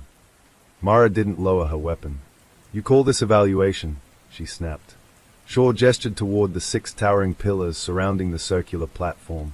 Each pillar displayed digital screens now flickering to life. Faces appeared. Ellie Parker, the missing commuters, the 6 teenagers from the camping case. Dozens of victims stared outward in silent testimony. Ryan's jaw clenched. "You're forcing her to choose between justice and survival." Shaw tilted her head slightly. "No," she corrected. "We're forcing her to define justice." "The rules of Phase 6. A mechanical voice echoed from hidden speakers again, calm, neutral, detached from human emotion. "Phase 6. Structural judgment." The chamber floor vibrated slightly as sections of the circular platform shifted, revealing 6 narrow corridors branching outward like spokes from the center. "Each corridor represents one operational pillar of the circle," the voice continued. "Finance, surveillance, recruitment, enforcement, political influence, psychological conditioning." Mara's eyes scanned the corridors carefully. "You must dismantle 3 pillars to trigger structural collapse," the voice said. "However, destruction of each pillar will result in permanent loss of embedded intelligence networks." Ryan frowned. "Meaning if she destroys them, critical data and corruption evidence disappears." "Correct," the voice replied immediately. Mara's chest tightened. "So I either destroy their operations and lose evidence, or preserve evidence and allow them to continue operating." "Correct." Ryan looked at her grimly. "They're forcing you to compromise." Shaw stepped forward again. "Leadership requires sacrifice," she said calmly. Ryan's countermove. While the attention remained focused on Mara, Ryan slowly backed toward the nearest console again, fingers hovering near his portable hacking device. Mara noticed but didn't react. "Phase 6 has an additional condition," the mechanical voice continued. "An external variable has been introduced." Mara's pulse quickened. "Officer Ryan Vega has been designated as the moral anchor variable," the voice said. Ryan froze. "What does that mean?" Mara demanded. Shaw's expression remained unreadable. It means his survival probability directly correlates with your decision efficiency, she explained. Ryan cursed under his breath. They're turning me into leverage. Mara's anger flared. You touch him, this entire place burns. Shaw watched her closely, almost approvingly. Emotional attachments influence leadership pathways, she said. We anticipated this. The first corridor, recruitment. Mara stepped toward the first corridor labeled recruitment. The lights along its path glowed dim blue, revealing glass chambers containing archived psychological files, candidate monitoring reports, and surveillance data on hundreds of individuals marked for future selection. Ryan followed cautiously behind her. If we destroy this pillar, they lose their ability to identify new targets, he said. Mara studied the server arrays lining the walls. But we lose proof of everyone they've already recruited, she replied quietly. Ryan hesitated. This is bigger than evidence, he said. If they keep recruiting, this never ends. Mara stared at the system override panel. Her finger hovered over the destruction trigger. Her voice barely rose above a whisper. Good people deserve to be exposed, not erased. Ryan nodded. Then preserve it, he said. Mara exhaled slowly, and instead initiated a full data extraction override, transferring recruitment archives to an external emergency broadcast server. Warning alarms blared instantly. The mechanical voice spoke again. Deviation from expected destruction protocol detected. Efficiency reduced. Mara didn't stop. Justice doesn't erase victims, she said. The second corridor, surveillance. The second corridor revealed massive monitoring systems connected to citywide camera networks, wiretap programs, and facial recognition databases spanning multiple government agencies. Ryan's eyes widened. They are plugged into everything. Mara stepped closer to the central power core controlling the surveillance grid. If we destroy this, they lose visibility over their operations, Ryan said. But we also blind law enforcement networks they've infiltrated, Mara replied. Ryan swallowed. They'll rebuild faster than agencies can. Mara stared at the glowing power node. Her voice hardened. Then we cut their eyes out. She fired directly into the core. Explosions erupted along the corridor as servers short-circuited and screens shattered in cascading sparks. Emergency sprinklers activated instantly, drenching the hallway in smoke and water. The chamber lights flickered violently. Pillar 2 dismantled, the mechanical voice announced. Ryan glanced at her, shocked but impressed. That one you didn't hesitate on. Mara's jaw tightened. They don't get to watch people suffer ever again. The hidden manipulation.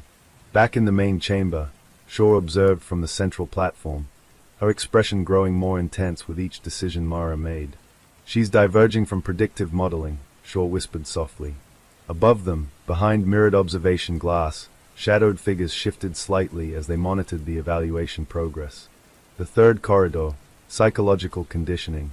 The final corridor Mara entered felt colder than the others. Soundproof glass rooms lined both sides, each containing interrogation chairs, sensory deprivation tanks, and behavioral conditioning equipment. Ryan stared at the equipment in horror. This is where they break candidates, he said quietly. Mara approached the central control unit. Video recordings played automatically on surrounding monitors. Candidates undergoing escalating psychological trauma, forced isolation, emotional manipulation, and staged tragedies designed to test resilience thresholds. Mara's hands trembled as she watched. These people thought they were surviving random tragedies, she whispered. Ryan swallowed hard. And it was all orchestrated. Mara stared at the destruction console. This time, she didn't hesitate. She slammed her palm onto the emergency meltdown trigger. Explosive charges embedded within the facility detonated, collapsing the conditioning chambers in a thunderous chain reaction. The floor shook violently as reinforced walls cracked and collapsed. Pillar 5 dismantled, the voice announced.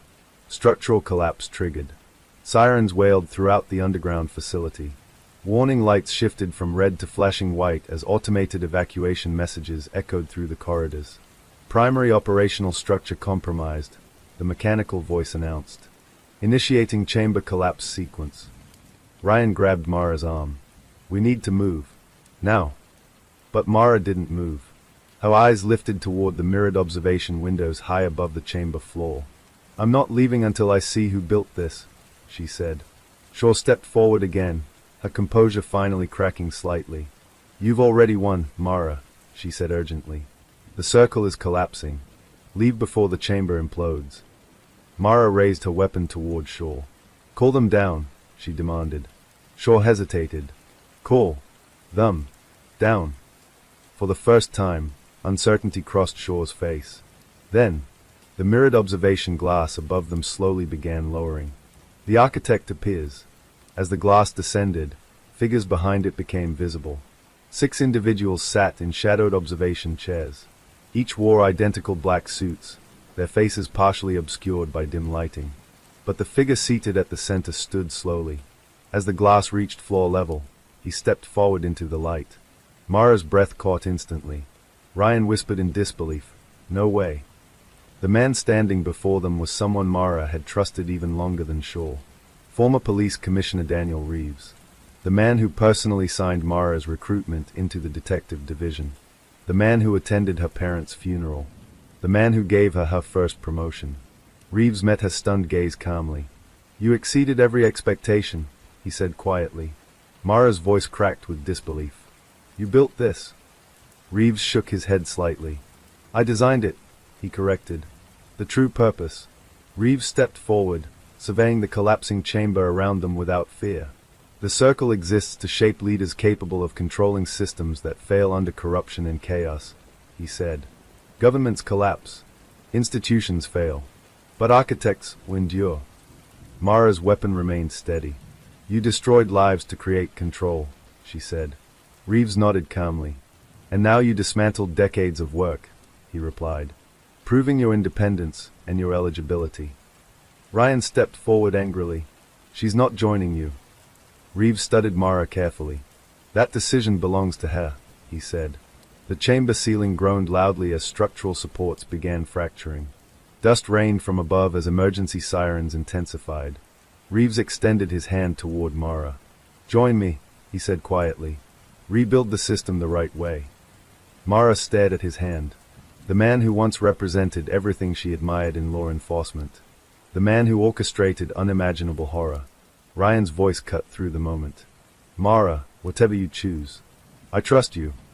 The choice. The chamber trembled violently as concrete chunks fell from the ceiling. Reeves kept his hand extended. "Lead the future," he said. Mara slowly lowered her weapon. For a moment, hope flickered across Reeves' face. Then, Mara raised her weapon again, directly at him. "I already am," she said. And she pulled the trigger. Reeves collapsed backward as alarms screamed and the chamber structure finally began to fail. Ryan grabbed Mara's arm. "The entire place is coming down." Mara stared at Reeves' motionless body for one final second. Then she turned and ran with Ryan toward the collapsing exit corridor as the underground chamber began imploding behind them. The underground chamber roared like a collapsing mountain. Concrete cracked overhead as Mara and Ryan sprinted through the spiraling corridor leading back toward the abandoned subway terminal. Emergency lights flickered erratically, casting the tunnel in strobing bursts of red and white that disoriented every step. Behind them, thunderous explosions rippled through the facility as structural supports failed one by one. The carefully hidden empire beneath Renford was tearing itself apart. Ryan coughed as dust clouds filled the tunnel. "Move. The ceiling's coming down." Mara pushed forward, her lungs burning, adrenaline overriding exhaustion. Her boots slammed against cracked tile as chunks of stone shattered around them. Pipes burst overhead, spraying freezing water across the corridor floor, turning it slick and dangerous. Another explosion ripped through the chamber behind them. The shockwave threw Mara against the wall. Ryan grabbed her arm, hauling her back to her feet as the tunnel began collapsing in sections. "You okay?" he shouted. Mara nodded sharply, her ears ringing. "Go!" They sprinted again, racing toward the faint glow of daylight at the stairwell entrance. The surface escape. They burst through the concealed doorway just as the underground staircase began buckling. The spiral steps cracked beneath their weight as they climbed upward, 2 at a time, their breathing ragged and frantic. Below them, the sound of metal grinding echoed like a beast roaring in its death throes. When they reached the top, Ryan slammed his shoulder into the rusted security barrier. The weakened fencing collapsed outward, sending them tumbling onto the rain-soaked street above. The storm still raged across Renford, lightning illuminating the skyline in violent flashes. Seconds later, the ground beneath the abandoned terminal collapsed inward with a deafening rumble. Asphalt fractured, streetlights toppled, and a section of the road caved into a massive sinkhole as the entire underground facility imploded. Mara and Ryan scrambled backward, soaked in rain and coated in dust, staring at the destruction. The Circle's hidden headquarters had vanished into rubble. Ryan exhaled heavily, hands on his knees. "Tell me that's the end." Mara stared into the smoking crater, her expression unreadable. "No," she said quietly. "That's just the first body. The fallout begins." By sunrise, Renford was in chaos. Emergency vehicles surrounded the collapsed site. Police barricades sealed off entire city blocks while federal investigators flooded the area. News helicopters circled overhead, broadcasting live footage of the massive sinkhole and the mysterious underground ruins now partially exposed. Mara sat inside an emergency response van, wrapped in a thermal blanket, watching paramedics treat minor injuries on her arm. Across from her, Ryan spoke with internal affairs officers, carefully choosing his words as questions piled up around them. But Mara's mind wasn't on the collapse. It was on the data. The recruitment archives she had uploaded before destroying the Circle's infrastructure were already spreading across encrypted law enforcement networks nationwide. Every agency was receiving pieces of a puzzle they never knew existed. And the reaction was explosive. Arrests were beginning. Quiet resignations followed. Entire departments were suddenly under investigation. The Circle wasn't just collapsing underground. It was detonating across institutions. Whitmore's confirmation. Detective Whitmore approached the van, his face pale but determined. He stepped inside, closing the door behind him. "You were right," he said. Mara looked up. "About what?" she asked. Whitmore exhaled slowly. "This organization, it wasn't local. It was global." He handed her a tablet displaying breaking intelligence briefings. Names from international agencies, corporate boards, political advisory committees, and psychological research institutes flashed across the screen. Ryan joined them, wiping rainwater from his face. "How deep does it go?" Whitmore shook his head grimly. "We don't know yet, but what you destroyed tonight, that was just one command hub." Mara stared at the screen, her stomach tightening. Reeves' words echoed in her mind. "Architects endure. Director Shaw's fate. Shaw survived," Whitmore added quietly. Mara's eyes snapped up. "She was extracted before the collapse," he said. "Federal marshals intercepted her transport vehicle an hour ago. She's in custody." Ryan folded his arms. "She'll talk." Whitmore hesitated. "She hasn't said a word," he admitted. Mara nodded slowly. "She won't," she said. "Not until she believes it benefits the structure." Ryan glanced at her. "You sound like you know her well." Mara didn't respond. The hidden aftershock. Hours later, as forensic teams began excavating the collapsed site, Mara stood alone near the police barricade, staring into the wreckage. Rain had slowed to a steady drizzle, leaving the city quiet beneath gray skies. Her phone vibrated in her pocket. Unknown number. She hesitated before answering. "Mara, listen," she said cautiously. For a moment, only static crackled through the line. Then a calm, unfamiliar voice spoke. "You dismantled one chamber," it said. Mara's pulse quickened. "Who is this?" she demanded. Silence lingered briefly. Then the voice replied. "You eliminated Daniel Reeves. You exposed Evelyn Shaw. You destroyed Phase 6 evaluation." Mara's grip tightened on the phone. "Speak clearly," she said. The voice continued calmly. "You believe the Circle is collapsing, but structures like ours are designed with redundancy." Mara's heart pounded harder. "You're saying it still exists," she said. "It exists wherever influence survives," the voice replied. "And you, Detective Ellison, are now a variable within that structure." Mara's voice turned cold. "If you think I'm joining you, you're wrong." A faint chuckle echoed through the call. "We know," the voice said. "That's why you're dangerous." The line disconnected. Ryan's concern. Ryan approached from behind her, noticing her tense posture. "Everything okay?" he asked. Mara slipped the phone back into her pocket. "They're still out there," she said. Ryan nodded slowly, unsurprised. "Yeah," he said. I figured. They stood in silence for a moment, watching cranes begin lowering into the crater. Do you regret it? Ryan asked quietly. Mara considered the question carefully. The victims. The destroyed evidence. The lives she couldn't save. The system she shattered. No, she said finally. But I know this isn't over. Ryan gave a faint, tired smile. Good, he said. Because neither am I. The national reckoning. Over the next several weeks, investigations spread like wildfire. Classified documents released through Mara's data transfer exposed infiltration across multiple agencies. Task forces were formed. Oversight committees demanded accountability. Arrests climbed into the hundreds. But for every exposed operative, 2 more vanished. Financial trails disappeared overnight. Entire shell corporations dissolved. Key witnesses withdrew testimony or vanished entirely. The Circle wasn't just fighting back. It was adapting. Mara's new assignment. 1 month later, Mara sat inside a secure federal briefing room surrounded by high-ranking officials from multiple departments. Her reputation had shifted overnight. To some, she was a hero who dismantled a global conspiracy. To others, she was a liability who destroyed sensitive intelligence networks.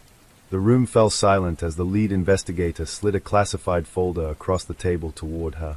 We're forming a specialized investigative task force, he said. Unofficial.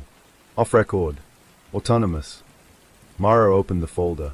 Inside were new surveillance reports, emerging recruitment signals, and evidence suggesting the Circle, or fragments of it, were already restructuring under new leadership. We want you to lead it, the investigator said. Mara stared at the documents. Ryan, seated beside her, leaned back slightly. Well, he murmured. Looks like you just got promoted. Mara closed the folder slowly. I'm not leading another system that operates in shadows, she said. The investigator nodded. That's exactly why we chose you. The last revelation. That night, Mara returned to her apartment for the first time since the collapse. The space felt unfamiliar, like stepping into a life she barely remembered. She sat at her desk, staring at the classified folder again. Her phone buzzed once more. This time, it was a message. No number. No traceable source. Only text. Architects are not chosen. They are forged through collapse. Mara stared at the message, a reflection faintly visible in the darkened window beside her. For a long moment, she said nothing. Then she picked up her badge and placed it beside the folder. Outside, thunder rolled faintly across the distant skyline. Storms, she realized, never truly ended. They only moved. Epilogue, the new Circle. Across the country, in a heavily secured boardroom hidden within an unmarked corporate skyscraper, 6 figures sat around a circular table. 1 chair remained empty. A digital screen flickered to life, displaying a photograph of Mara Ellison. A voice spoke from the shadows. Candidate 6 rejected integration, it said. Another voice replied calmly. Then she becomes external opposition. Silence followed. Then a third voice added quietly. Opposition creates evolution. The screen went dark, and somewhere far beyond Renford, the Circle began drawing itself again. Story 2. Hollow Creek wasn't a town anyone visited by choice. It had the kind of quiet that pressed down on your ears, the type of stillness that made you wonder if the shadows were watching. Locals often joked, or whispered, that the creek wasn't just water running through the town, but secrets flowing through it. And in early February, the creek ran thick with something darker. Detective Lena Carter hadn't planned to come to Hollow Creek. She was the kind of officer who thrived on high-profile cases, major city crime, complex investigations. But when the news of the missing teenagers hit the state network, the call came directly to her.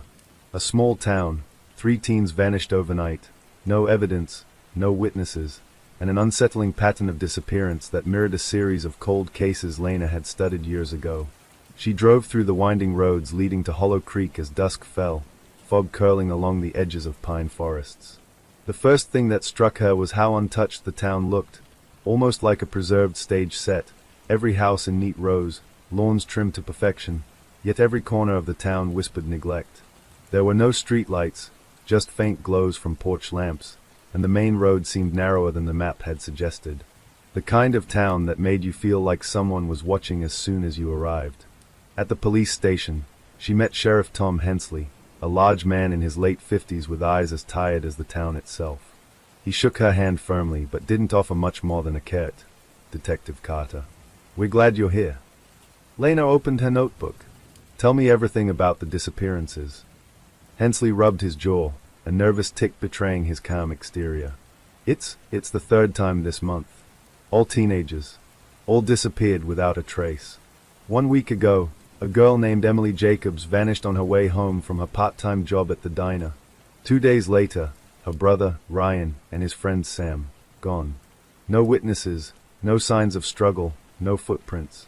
Just gone. Lena frowned. All within walking distance of each other. "Exactly," Hensley said. "And here's the weird part, none of their phones pinged after 8 p.m. It's like they were just erased." The room grew cold. Lena's mind raced. 3 teenagers vanished within days, no evidence, no witnesses, and the eeriest part, as Hensley reluctantly admitted, there's a symbol found at the edge of the creek, just before the first disappearance. Some kids saw it scratched on a tree. They said it looked like an eye, but everyone who's gone near it, they don't come back. Lena's pulse quickened. An eye, scratched in back. Her heart skipped, not from fear, but from the recognition of patterns. She had seen symbols like that before in archived cases, warnings left by someone who wanted to be understood without being caught. She drove to the edge of the creek, where fog clung to the frozen banks. There, half hidden by mist and shadow, she found it, a crudely etched eye carved into the bark of a towering pine. But underneath the eye, faint scratches formed something almost indecipherable, like a code. Lena's gut told her, this wasn't random. This was a message. As she knelt to examine it, her flashlight caught movement in the fog, a pair of glowing eyes reflected back from the water's edge. She froze. Whatever it was, it didn't move like a normal animal. Then it vanished. No sound, no splash, just gone. Her phone buzzed. "Hensley. Detective, we found another clue. The kids' lockers, all emptied. Personal items missing. It's like they never existed." Lena swallowed. Her instincts screamed at her that Hollow Creek had a pattern, and someone, or something, was orchestrating it. She had solved murders, disappearances, serial cases, but something about Hollow Creek didn't fit any known criminal profile. Whoever, or whatever, was behind this had patience, cunning, and terrifying control over the town. That night, she stayed in the town's only inn, lying awake while the creek whispered outside her window. Shadows seemed to move where no light reached. And somewhere, beneath the rhythm of the water and the whispers of wind through the pines, Lena felt a presence watching, waiting, always watching. By morning, she was certain of one thing. Hollow Creek didn't just hide secrets, it protected them. And if she wanted the teenagers back, she would have to uncover them all. The fog lingered long after dawn, clinging to Hollow Creek like a heavy, damp shroud. Detective Lena Carter followed the winding forest path along the creek, notebook in hand, every sense alert. Her mind replayed the strange etching she had seen the night before, the eye carved into the back, faint scratches forming some indecipherable code beneath it. The pattern nagged at her like a half-remembered nightmare, and she knew instinctively that it was more than a coincidence. Sheriff Hensley walked beside her, boots crunching the frost-covered leaves. His usual composure was frayed. The disappearances had rattled him more than he let on. "They're getting bolder," he muttered, glancing around. 3 teenagers in 10 days, all near the creek. Lena glanced at the water, gray and sluggish beneath the early morning mist. "You said this has happened before." Hensley nodded slowly. "Every 10 years or so, we've had clusters. Kids vanish without a trace. Town council calls it superstition. Locals call it the Hollow Creek curse. Most people leave it alone.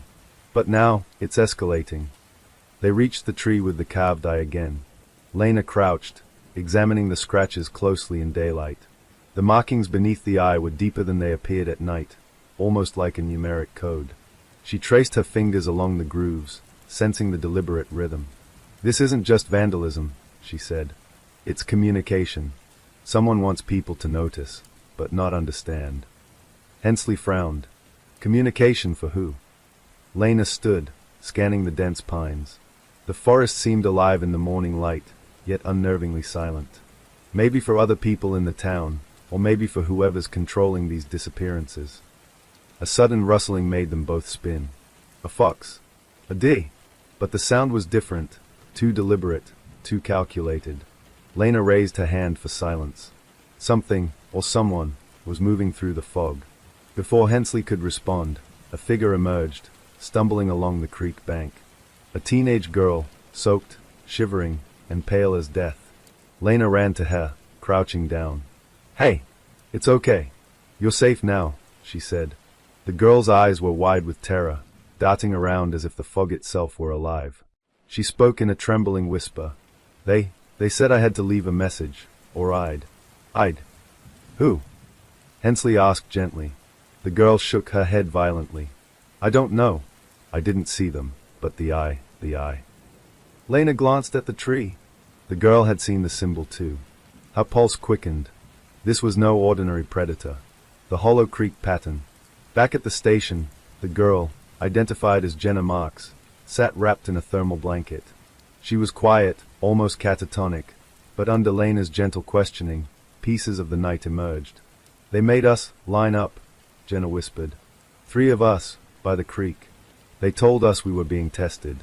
They didn't touch us physically, but we felt it, inside our heads. I ran when they looked away. I don't know how I got out." Lena's pen scratched against her notebook furiously. Telepathy? Psychological manipulation? Mind games? Hollow Creek was a small town, but someone here had resources, patience, and a chilling ability to control fear. Hensley leaned over. "You said it looked like someone's inside your head." Jenna nodded. "I heard voices, instructions, warnings. I don't know how they knew what I was thinking." Lena felt a chill. This isn't just an abduction ring. This is something more experimental. She spread the maps across the table. Red dots marked the 3 disappearances. She overlaid older case files, stretching back decades. Patterns began emerging. Each cluster of disappearances occurred near the creek or its tributaries, always with a symbol left behind, always during heavy fog, always involving teenagers. Ryan, a temporary partner who had been reviewing surveillance footage from the diner and local gas stations, added quietly, "Every disappearance is centered around the creek. Every victim seen near the eye symbol beforehand. And the older cases, they all have the same signature. This is planned, and someone's learning from their mistakes." Lena's mind worked fast. So whoever's behind this, they are refining their method. They are testing. And now, we've got a witness. The first lead. That night, Lena returned to the creek alone, guided by instinct and a sense of urgency. The fog rolled in heavier than ever. She followed the water upstream, searching for any sign that might explain the ritualistic pattern. The eye symbol appeared again, etched into another tree, fresher than the others. Lena crouched to examine it. This time, there were fingerprints. Carefully, she dusted for prints, photographing everything. A snap of a branch made her spin. She wasn't alone. A man stood in the fog, wearing a dark hooded coat. His movements deliberate, slow. "Who are you?" Lena demanded. He didn't answer. Instead, he turned, leaving faint footprints in the mud, leading deeper into the forest. Lena hesitated only a moment, then followed. The trail led to a small clearing. There, half buried under branches and snow, she discovered something that made her stomach drop, a small, handmade shrine. Candles melted into the dirt, and small trinkets, school items, jewelry, photos of the missing teenagers, were arranged in precise, deliberate patterns around a crudely painted eye. She realized with growing horror, whoever was behind this wasn't just abducting children, they were performing something ritualistic, symbolic, psychological, almost ceremonial. Her flashlight caught movement in the corner of the clearing. Lena spun. A shadow moved rapidly across the trees. She raised her weapon. A whisper drifted through the fog. "Find the pattern, or they won't come back." The words weren't human. They felt implanted, carried by the wind, seeping into her mind. Lena shivered, stepping back. The forest seemed alive, watching, waiting.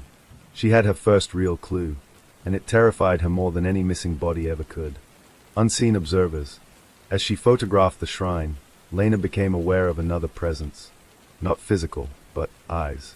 Watching from above, perhaps from the treetops, or from the shadows just beyond the fog. The investigation had just begun, but one thing was certain. Hollow Creek wasn't a sleepy town hiding petty crimes. It was a living puzzle, meticulously designed to manipulate, terrify, and control. And Lena Carter was now a piece of that puzzle. She left the clearing with her evidence, feeling the eyes follow her the entire way back. Every snap of a twig, every distant howl, made her pulse quicken. Somewhere in the fog, the mastermind behind the disappearances was aware of her presence. And that meant the game had truly begun. The next morning, Hollow Creek seemed almost normal. Birds chirped weakly through the fog, the creek gurgled under its icy surface, and the town's main street stretched out in neat, sleepy rows. But Lena Carter knew better. Every town has its secrets, and Hollow Creek had been hiding some of the darkest she had ever encountered. Sheriff Hensley met her outside the station, looking grim. "You'll want to see this," he said. He led her down a narrow side street to a nondescript brick building, part general store, part post office, and part something else entirely. Inside, residents milled about, but their glances were sharp, calculating, almost predatory in their subtlety. Lena noticed it immediately. No one made direct eye contact for long. Conversations faltered as she approached. Whispers ended abruptly. Children glanced at her with curiosity, then ducked behind their parents. "This is unsettling," she muttered under her breath. Hensley nodded. "Welcome to Hollow Creek. People here look out for each other, but not always for the reasons you'd think." The missing teens' connections. Lena spread the case files across a table. Emily Jacobs, Ryan Jacobs, and Sam Connis, 3 teenagers, all vanished within days of one another. She traced their movements on the map. All had been near the creek in the week leading up to their disappearance, all connected through school, the diner, or sports. Yet the common thread wasn't just proximity. It was subtle, behavioral. They were chosen, Lena said. Something in their patterns caught the attention of whoever's orchestrating this. Age, habits, routines. I need to know why these kids, specifically. Hensley rubbed his forehead. That's what's been driving me crazy. You'd think with 3 disappearances in a row, someone would have seen something. But the town, it's like we're living in a pressure cooker. Everyone watches, but no one tells. Ryan, who had been poring over security footage, added, I reviewed every angle from the diner cameras and gas stations. There's something weird. The same black van appears in multiple locations. Sometimes minutes before a kid goes missing, sometimes hours. No plates, no driver ever fully visible. Lena's pulse quickened. A surveillance vehicle, but by whom?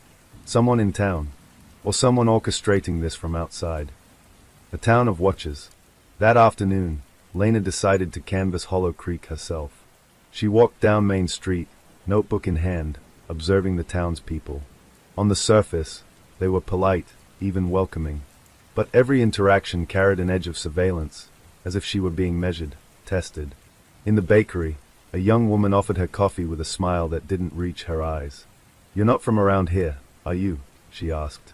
No, Lena replied. Detective Carter. I'm investigating the disappearances.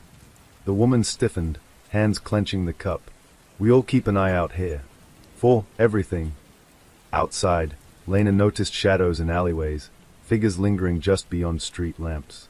Every now and then, someone would step back into the fog, disappearing before she could approach. Back in the diner, Lena spotted something on a bulletin board, a faded flyer for a town festival from 10 years ago. Oddly, some names on the list were familiar, survivors from the previous disappearances cluster. They were now adults. Some had left town, some had remained. She photographed the board and realized that Hollow Creek's population had been monitored and manipulated for decades. This isn't just a small-town mystery, she muttered. This is a long-term experiment. The underground network. That evening, Lena returned to the creek. Ryan insisted on accompanying her this time. The fog had thickened, wrapping around the trees like a suffocating blanket.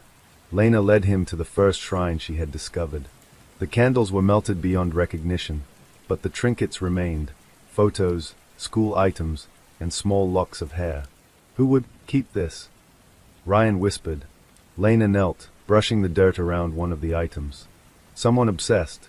Someone ritualistic. And it's personal. They are leaving a trail. Her flashlight caught movement in the tree line. Lena froze. Figures emerged, 2 teenagers, shivering, terrified, and clutching small backpacks. "Jenna?" Lena asked.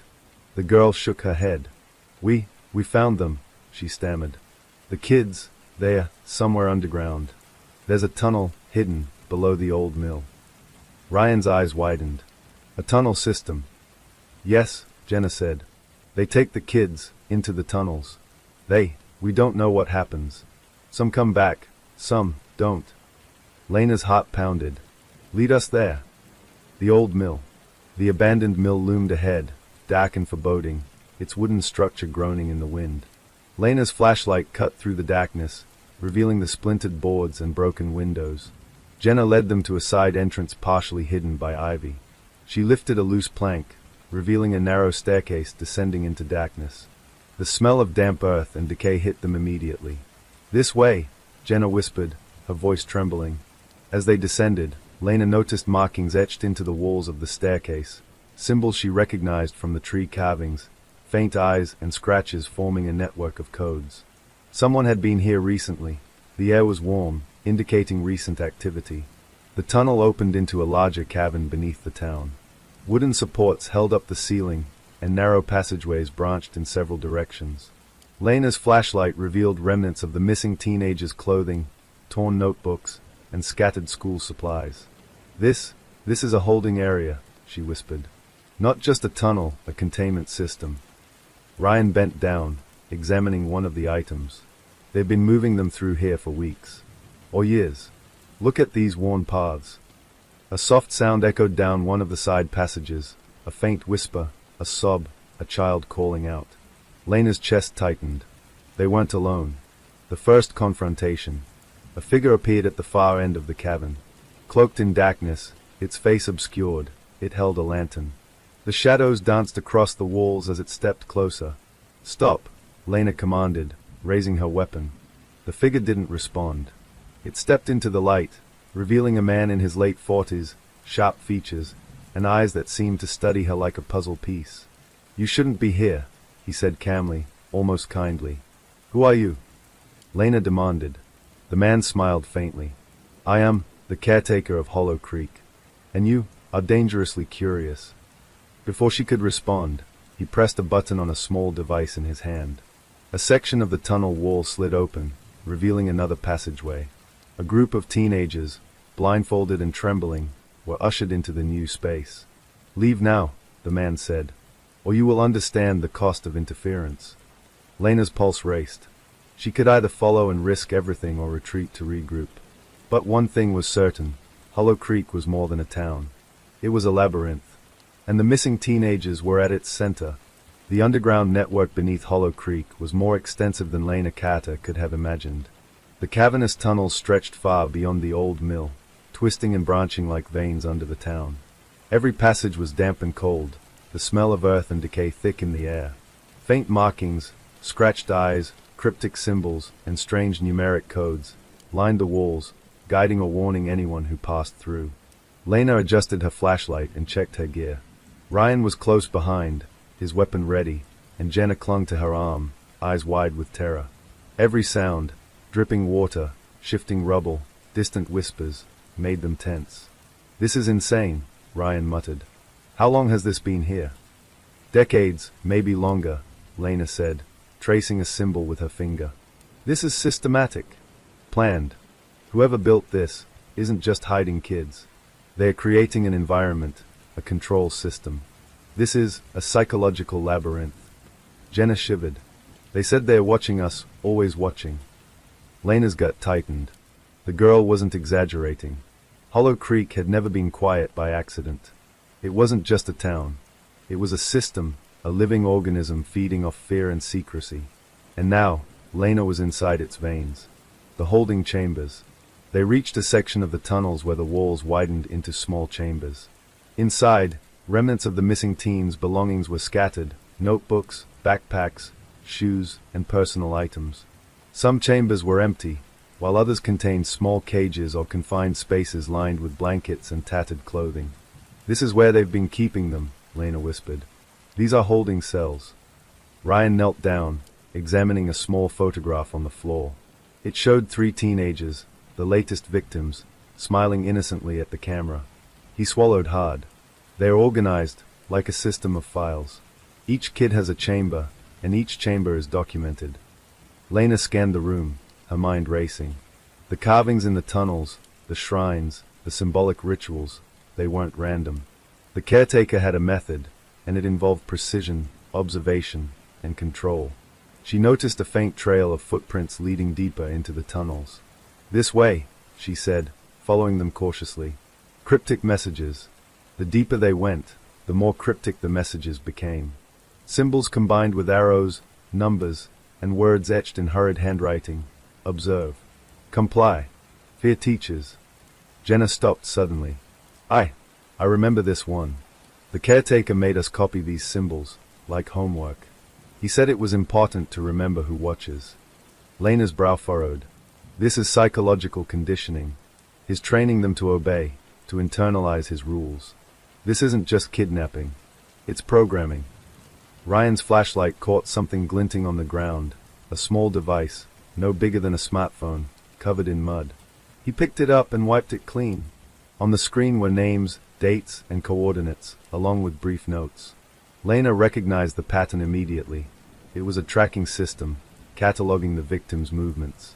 "They've been recording everything," Lena said. "Every disappearance, every step, every reaction. Whoever's doing this is meticulous and sadistic." The first encounter. As they followed the trail, Lena heard it first, the soft shuffle of footsteps ahead. She motioned for silence and crouched behind a support beam, signaling Ryan to do the same. A man appeared, hooded and tall, carrying a lantern. His presence was calm, deliberate, every movement controlled. Lena recognized him immediately from Jenna's earlier description, the caretaker. He paused, scanning the tunnel with sharp, calculating eyes. Then he bent down and spoke to one of the cages. A whisper carried through the air, soft but commanding. One of the teenagers inside flinched, shaking. Lena's blood ran cold. He wasn't just moving the kids. He was conditioning them, teaching them fear as a lesson. Ryan stepped forward. "Freeze," he shouted. The caretaker turned slowly, eyes locking onto them. Intruders," he said, his voice eerily calm. "Curiosity is a dangerous trait in Hollow Creek." Lena raised her weapon. "Release them. All of them." The caretaker smiled faintly, almost amused. "Do you understand what you've entered? This is bigger than you, detective. Bigger than this town. These children, they are the foundation of something much greater. And you are trespassing in a system that cannot be dismantled so easily." Jenna whimpered. "Please, don't hurt them." The caretaker's eyes softened slightly. "I won't, yet. But every action has a consequence. You cannot destroy the structure without becoming part of it." The chase begins. Without warning, he disappeared into a side tunnel, moving with impossible speed. Lena cursed and followed, Ryan right behind her. The tunnels twisted and turned, a labyrinth designed to confuse and trap. Every passage looked identical, walls echoing their footsteps in a dizzying rhythm. The caretaker's voice called out, almost taunting, from deeper in the tunnel. "Observe. Learn. Adapt, or fall behind." Lena skidded around a corner and found herself in a larger cavern. In the center, the kidnapped teenagers huddled together, frightened and shaking. Their blindfolds had been removed, and they stared at her with hope. "We're here to get you out," Lena said firmly. "Follow me, and stay quiet." But as they started moving toward the exit, a section of the tunnel collapsed behind them with a deafening roar. Dust filled the air, making visibility almost impossible. The caretaker's voice echoed through the cavern, calm and unnerving. "Every path has a price." The first discovery.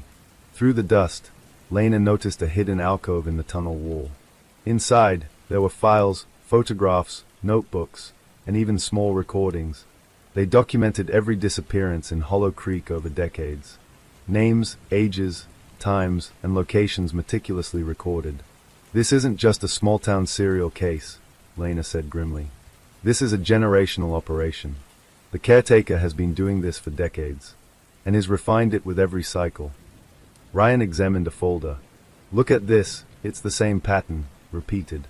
And these symbols, they mark a hierarchy, like his ranking the kids.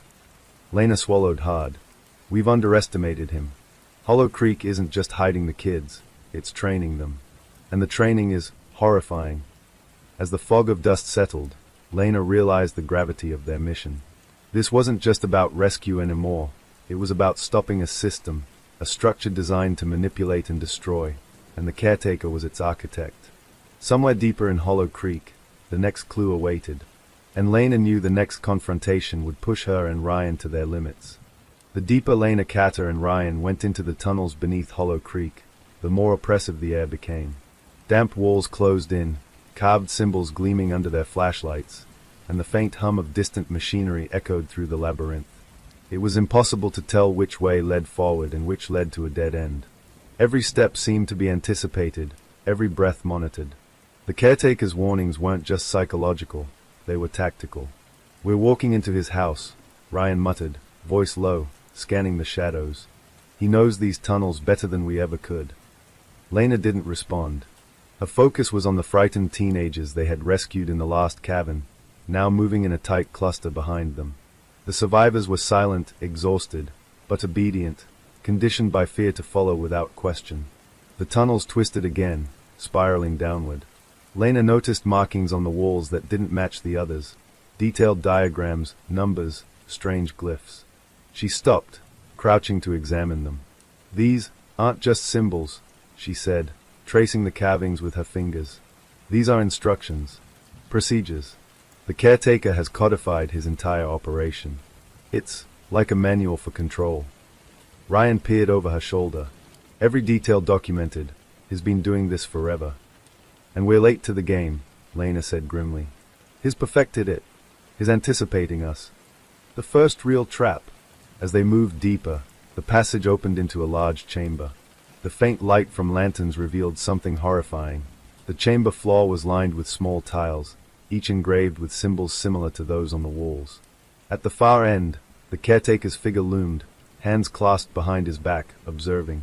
"You've come far," he said, his voice calm, almost warm. "But every corridor has its consequence. Every step forward, a choice." Lena raised her weapon. "Release them. All of them. Now." The caretaker's lips curled into a faint smile.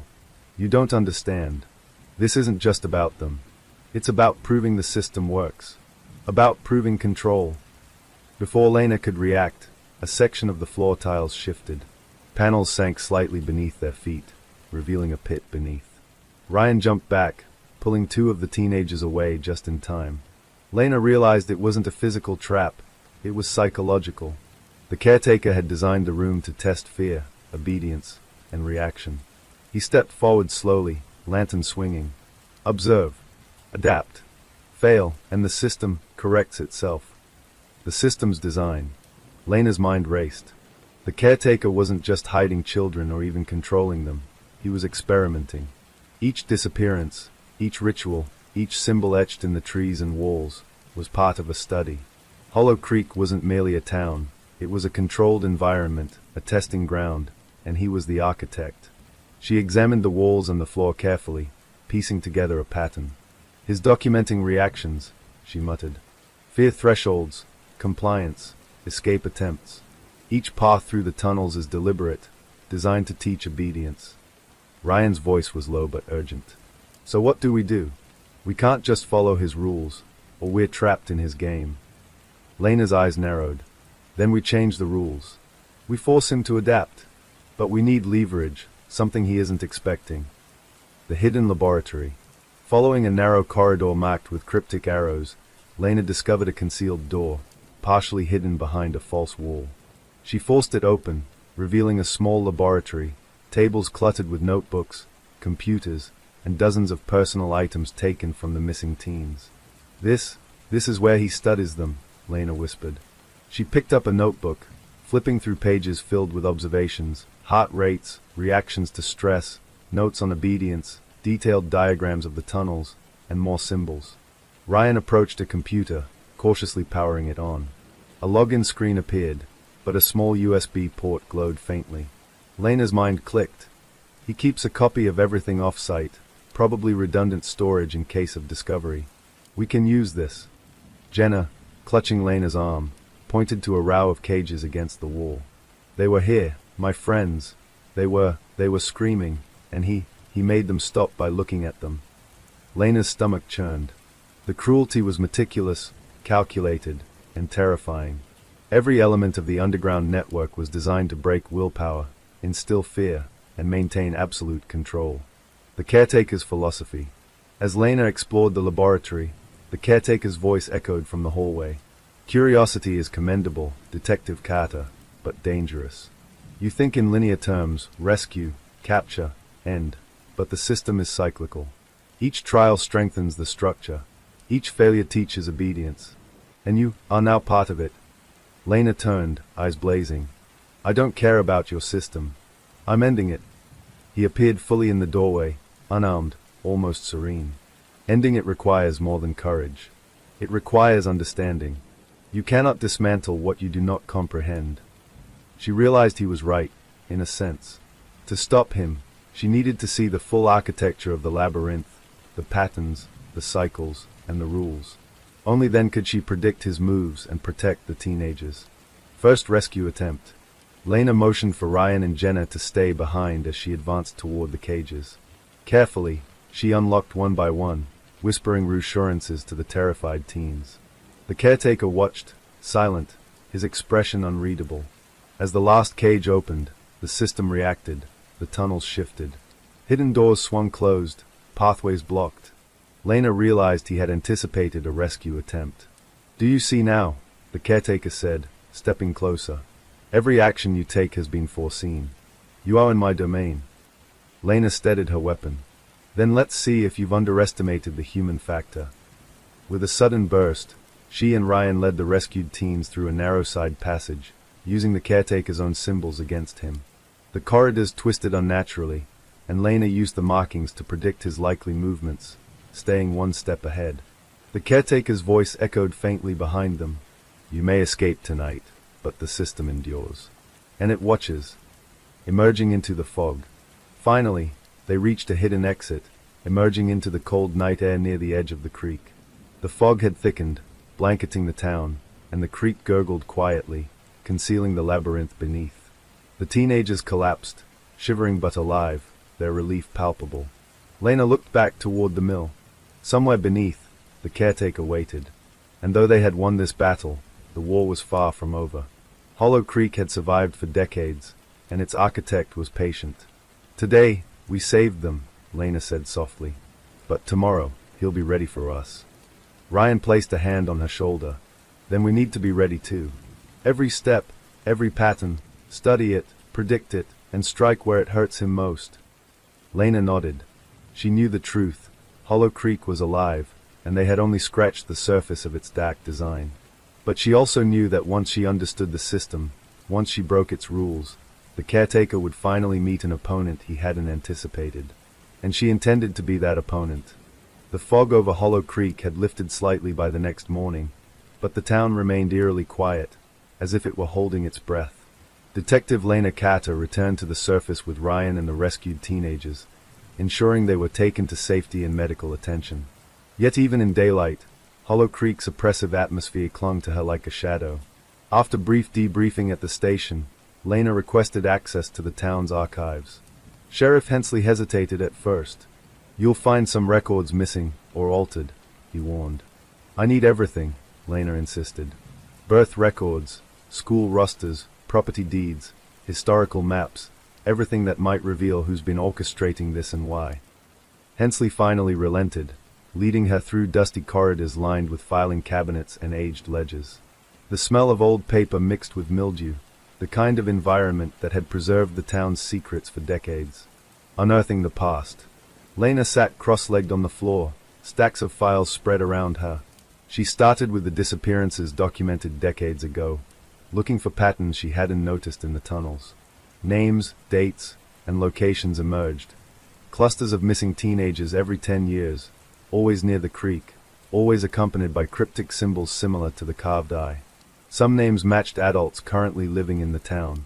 Some families had moved away. Others stayed, their lives seemingly untouched, yet always connected by lineage, proximity, or fate. Look at this, Lena said, pointing to a faded ledger. Every family that's experienced a disappearance has one thing in common. Their children were born within a week of each other over a span of generations.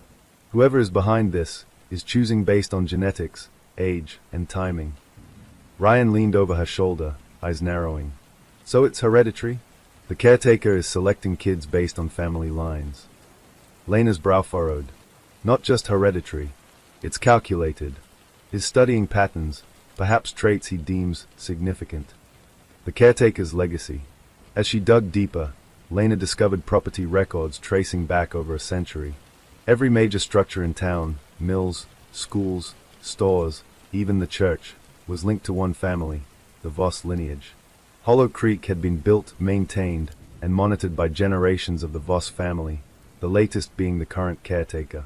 She pulled out an old photograph from 1923, a stern-looking man in formal attire, standing in front of a freshly built mill. The inscription read, Henry Voss, founder of Hollow Creek. This explains everything, Lena murmured. The town itself was designed for control. The tunnels, the observation points, the symbolic rituals, it's a hereditary system, passed down and refined for decades. Ryan shook his head. This isn't just murder or abduction, it's generational, almost ceremonial. Lena nodded grimly. And that means the caretaker isn't acting alone, conceptually. He's continuing a tradition, a cycle. Hollow Creek itself is a controlled experiment stretching back a century. A hidden network. That afternoon, Lena followed old maps of the town, comparing them to the tunnels and the shrines. She noticed something chilling. Several buildings were marked with symbols similar to those in the underground labyrinth. Schools, the town hall, even a defunct theater, all locations of past disappearances and current observation points. These structures aren't abandoned, Lena said aloud. They're observation posts. The caretaker monitors everything. The town itself is an extension of his tunnels. Hensley, reviewing the maps beside her, added quietly, I've always suspected it. Hollow Creek isn't just a town. It's a system, and has been running it like clockwork for decades. Jenna, who had returned with them, shivered. They watch from everywhere. I could feel their eyes, even when there was no one there. Lena nodded grimly. That's the point. He wants the children to feel observed, controlled. Fear is his tool. The town is his instrument. Discovering the first clues. Late in the afternoon, Lena returned to the lab under the old mill. She reviewed the caretaker's notebooks and the USB device Ryan had recovered. The files contained photographs, notes, and even videos of previous captives. But one folder stood out, a collection of coded letters addressed to someone identified only as the next observer. They are training someone, Lena realized. Someone who will continue the system if the current caretaker fails, or retires. This isn't just a personal obsession. It's an institution. Ryan frowned. The next observer, so it's like a succession plan. Yes, Lena said. And that means Hollow Creek will keep functioning unless we dismantle the network entirely. This isn't just about saving a few kids, it's about breaking the cycle. The dark rituals. That night, Lena revisited the creek. Fog swirled around the trees, shadows stretching unnaturally long. She followed the familiar path to the largest tree with the eye symbol. Beneath it, she found remnants of the caretaker's rituals, candles, charms, and more photographs of past victims. Her flashlight caught something in the dirt, a small notebook. She opened it carefully.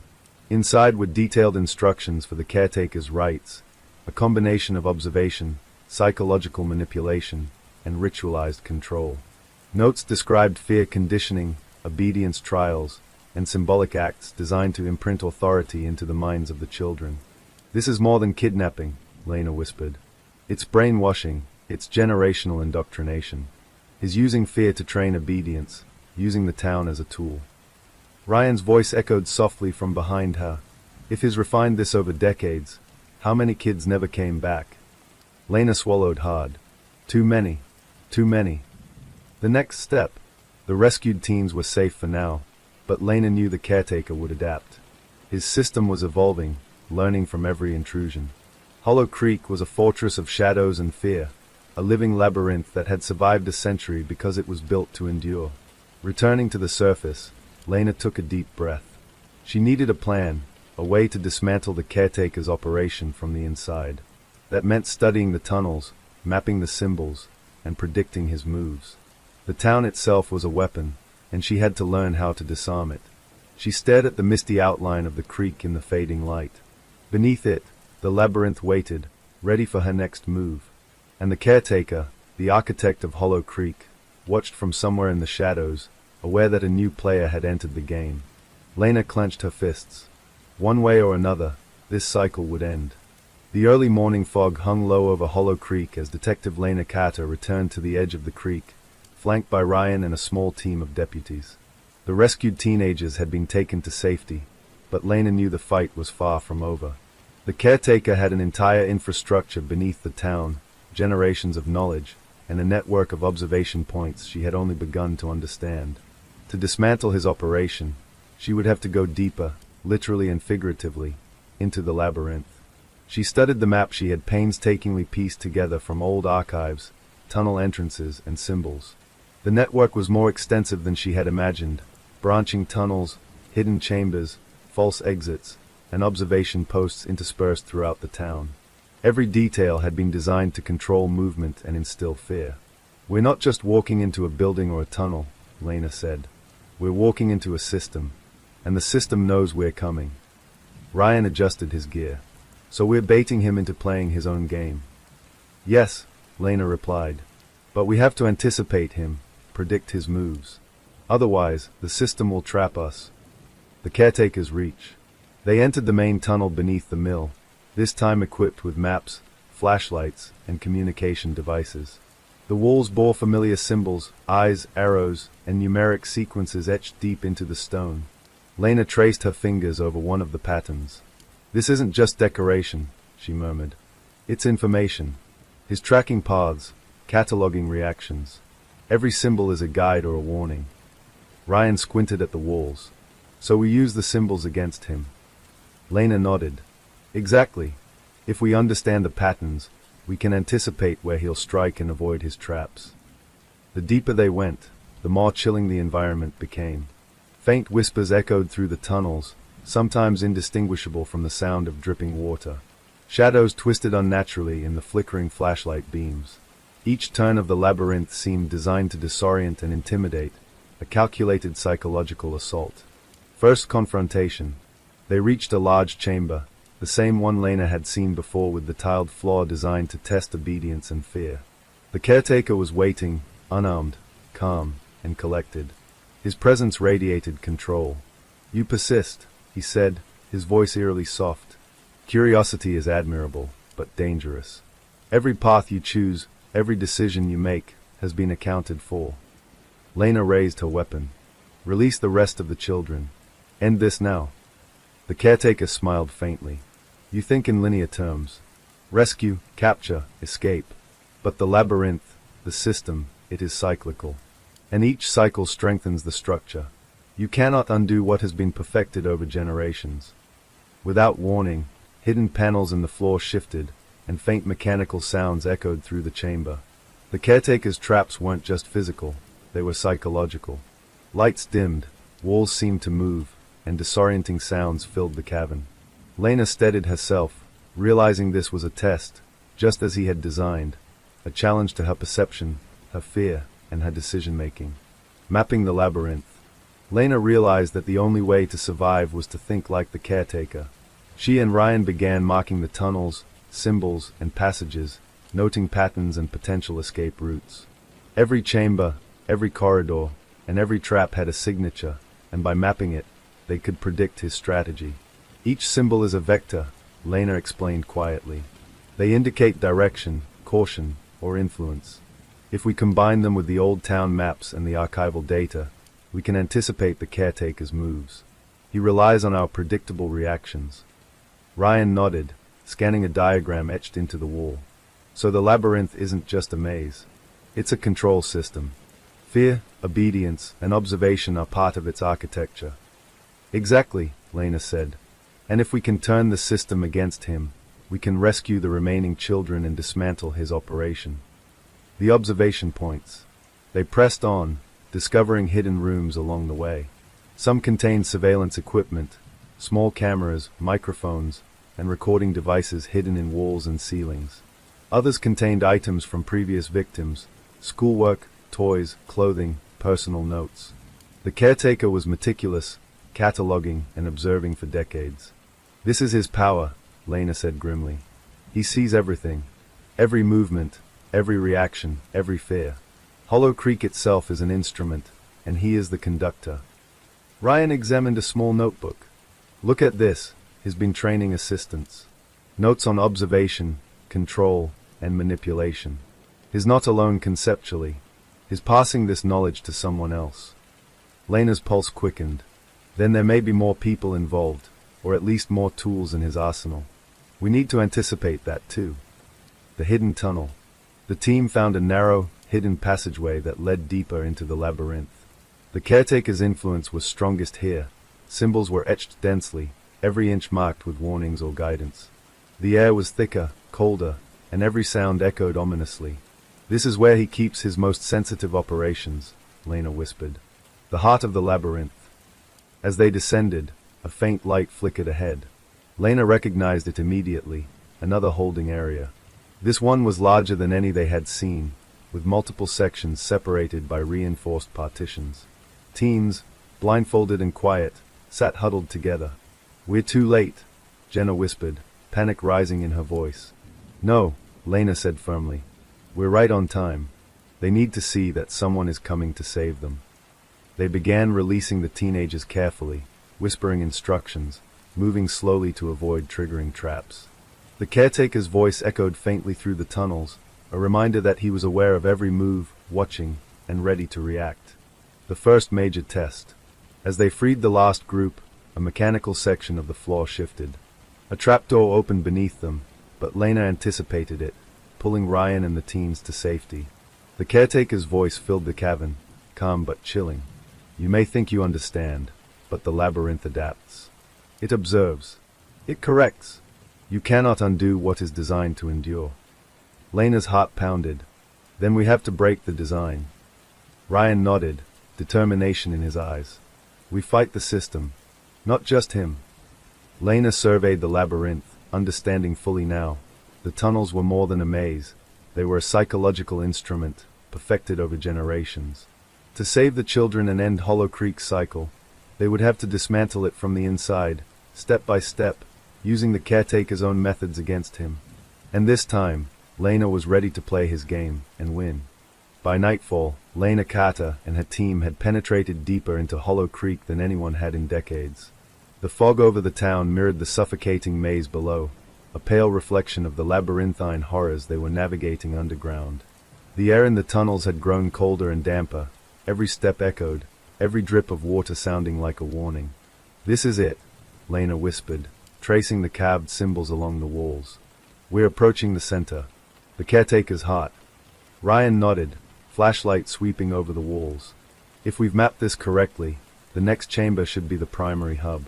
This is where he monitors everything, where all his planning comes together." Jenna, clutching Lena's arm, shivered. I don't want to go further. He's everywhere down here." Lena knelt beside her. "I know, Jenna. But the only way to stop him is to go to the source. You trust me, right?" The girl nodded, eyes wide but resolute. The central chamber. The narrow passageway opened into a vast underground chamber, the size of a small auditorium. The ceiling arched high above, supported by wooden beams, and every wall was lined with shelves, monitors, and observation equipment. Maps of the town, the tunnels, and countless symbolic carvings covered the surfaces. At the center, the caretaker stood, observing a bank of monitors displaying feeds from hidden cameras throughout Hollow Creek. His calm demeanor made him almost regal, a conductor orchestrating his symphony of fear. "You've come far," he said, voice carrying effortlessly through the chamber. "But now, you're at the core, the heart of Hollow Creek. Do you understand what you've entered?" "Yes," Lena said steadily. "And it ends tonight."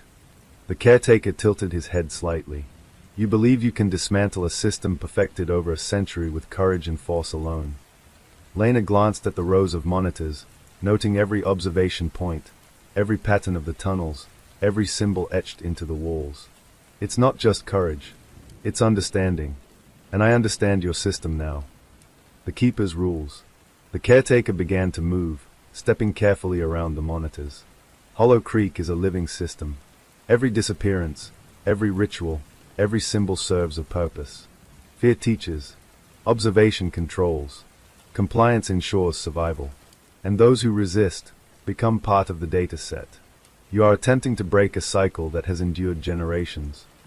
Lena's voice was firm. And cycles can be broken. Generations can end. You're not invincible. He smiled faintly.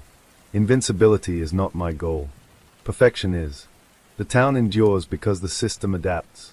You've seen the tunnels, the shrines, the traps. Everything you've encountered is designed to mold behavior. To predict. To dominate. And you, he gestured at Lena, are an anomaly. You act unpredictably, and yet here you are. Ryan whispered. She's been using his own symbols, his own system, against him. Lena nodded. Every step we've taken has been guided by his rules. But I've learned his patterns, and now we can anticipate him. The labyrinth unveiled. Lena stepped closer to the monitors, scanning each feed. She recognized hidden chambers, observation points, and, horrifyingly, records of decades of disappearances. The caretaker had meticulously catalogued every child, every adult who tried to interfere, every deviation from his system. This is monstrous, Ryan said, eyes wide. It's calculated, Lena said. He's not acting on impulse. Every move, every abduction, every ritual, planned, recorded, refined. The caretaker's eyes gleamed. You see the beauty of the system. The town is my instrument, the labyrinth my symphony. And you have entered without invitation. Lena drew herself up. And now we're ending it. The first direct attack. The caretaker raised a hand, and Lena felt the tunnels subtly shift. Hidden mechanisms activated, walls shifted, doors slammed, and the labyrinth seemed to come alive, reacting to their presence. Observe, he said. The system is not just a place. It is a sentient instrument. It adapts, corrects, and punishes. Ryan fired a flare into the chamber, illuminating hidden tripwires and mechanisms. He's trying to trap us. Yes, Lena said, calculating quickly. But every reaction has a predictable pattern. We exploit his rules. Using the symbols etched throughout the chamber as guides, Lena directed the team through a narrow sequence of passages, bypassing traps and moving deeper into the heart of the system. The caretaker's voice echoed faintly, omnipresent. Curiosity is commendable. Persistence is admirable. But control is eternal. Revealing the true network. As they progressed, Lena discovered a hidden alcove behind a false wall. Inside were files, photographs, and notes spanning decades, maps of Hollow Creek, coded letters, and schematics for the tunnels. But most shocking were names, children, adults, even past law enforcement, who had disappeared or become complicit in the system. The caretaker hasn't been working alone, Lena realized. There are, or were, other observers. Hollow Creek is a network, a system built to endure, not just by one man, but by a lineage, a hierarchy of control. Ryan swallowed hard. This is beyond anything we imagined. Lena nodded grimly. And if we don't act decisively, the cycle will continue. Generations will suffer. But now we have the blueprint. Confrontation at the core. Finally, they reached the innermost chamber, a space lined with monitors and symbols, dominated by the caretaker himself. He raised his hands slightly, calm and commanding. You understand the network, he said. You know its history. And yet, you believe you can end it. I don't just believe it, Lena said. I know it. And tonight, Hollow Creek's heart stops beating for you. The caretaker's expression didn't falter. Then you will learn the cost of interference. The system is older, stronger, and smarter than you. And yet, you intrigue me. With that, Lena, Ryan, and their team prepared for the confrontation that would decide the fate of Hollow Creek. Every decision, every movement, every symbol would matter. The caretaker was not just a man. He was the living embodiment of the town's darkness. And tonight, Lena Carter would either dismantle the system entirely, or become another part of it. The underground heart of Hollow Creek pulsed with an almost tangible tension.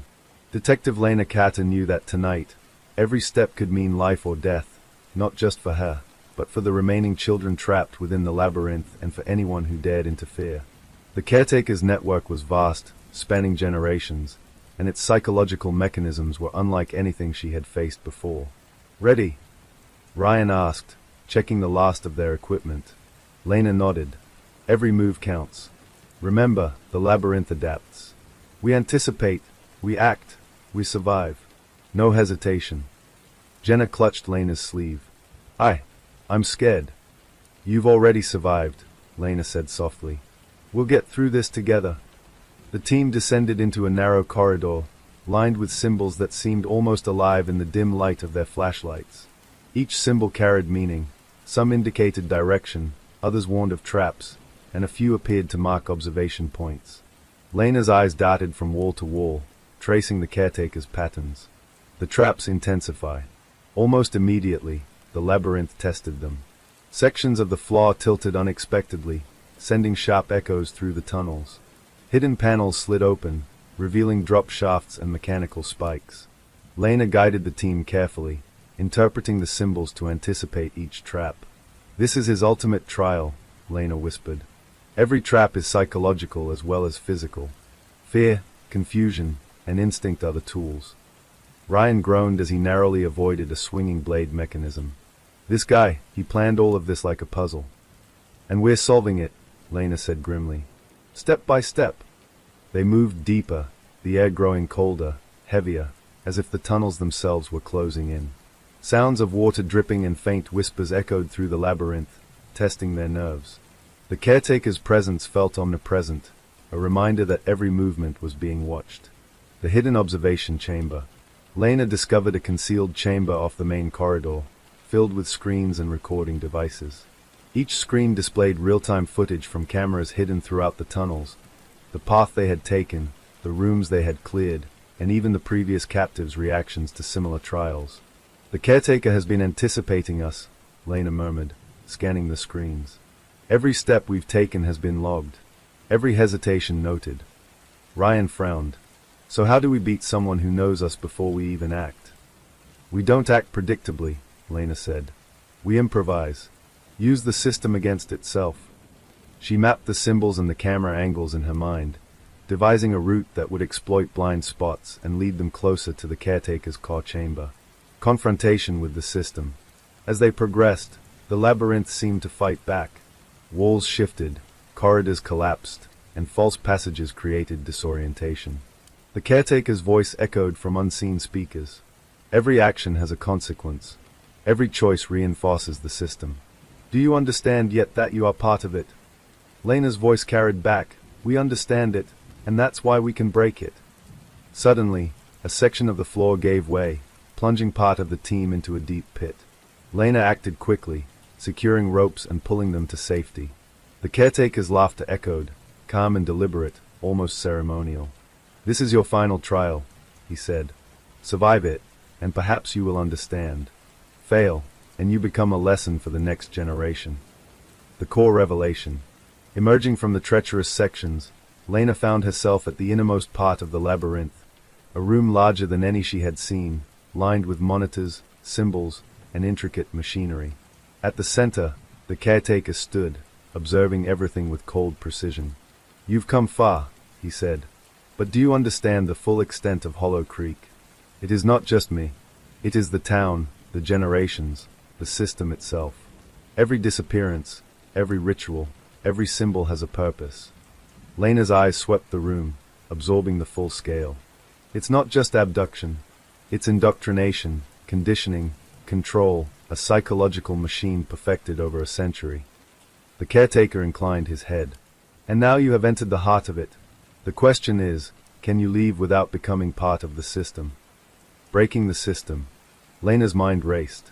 She realized that brute force would not succeed. The caretaker relied on anticipation, on patterns, on fear. But every system has a flaw, and she intended to find it. "Your system depends on observation, control, and reaction," Lena said. "But it cannot account for unpredictability, for human ingenuity. That's its weakness." She activated a sequence on the caretaker's own equipment, creating false readings and misleading paths. redirecting mechanical traps and closing off sections of the labyrinth behind them. Monitors showed ghosts of the team moving in multiple directions, confusing the caretaker's perception. Ryan and Lena moved swiftly, freeing the remaining children and guiding them through a newly discovered exit, one the caretaker had overlooked, blind to its use due to over-reliance on pattern-based observation. The caretaker's voice became agitated. "No, this cannot be. The system is perfect." Lena's grip on her weapon tightened. "It was perfect for obedience, but we are not obedient." The final clash. They reached a bridge suspended over a deep chasm within the labyrinth. The caretaker blocked their path, calm but imposing. "You think you've won?" he asked. "We've adapted," Lena said. "We've learned. And now we end this." A tense standoff ensued. Lena, Ryan, and the caretaker measured each other, aware that one false move could mean disaster. Using the symbols and maps they had deciphered, Lena anticipated the caretaker's approach, maneuvering around his attacks and using the labyrinth's mechanisms against him. With a precise move, Lena triggered a counterweight system she had discovered earlier, collapsing a section of the bridge and isolating the caretaker temporarily. The path to freedom for the children was clear. As the rescued teams ran ahead, Lena turned back, confronting the caretaker one last time. "Your system ends tonight. Hollow Creek will no longer be your instrument." The caretaker's eyes glimmered, a mixture of admiration and disbelief. "Perhaps you are what the system did not predict." The air in Hollow Creek's underground labyrinth was electric with tension. Detective Lena Carter stood at the threshold of the caretaker's inner sanctum, flanked by Ryan and the few rescued teenagers who had survived the trials. The labyrinth's walls trembled faintly, as if aware that the final confrontation had arrived. Every carved symbol, every hidden corridor, every observation point, everything the caretaker had meticulously designed over decades, was now laid bare before her. The caretaker emerged from the shadows, calm, composed, almost regal in his demeanor. "You've reached the heart," he said. "But do you understand what that truly means? You've entered the domain of generations, the culmination of a system perfected over a century." Lena tightened her grip on her weapon. "I understand perfectly. Hollow Creek is not your playground anymore. Tonight, the cycle ends." He smiled faintly. "Do you think courage alone can dismantle a machine built on fear, obedience, and observation?" "This isn't about courage alone," Lena replied. "It's about understanding. We've studied your system, your patterns, your rules, and we've found the flaw.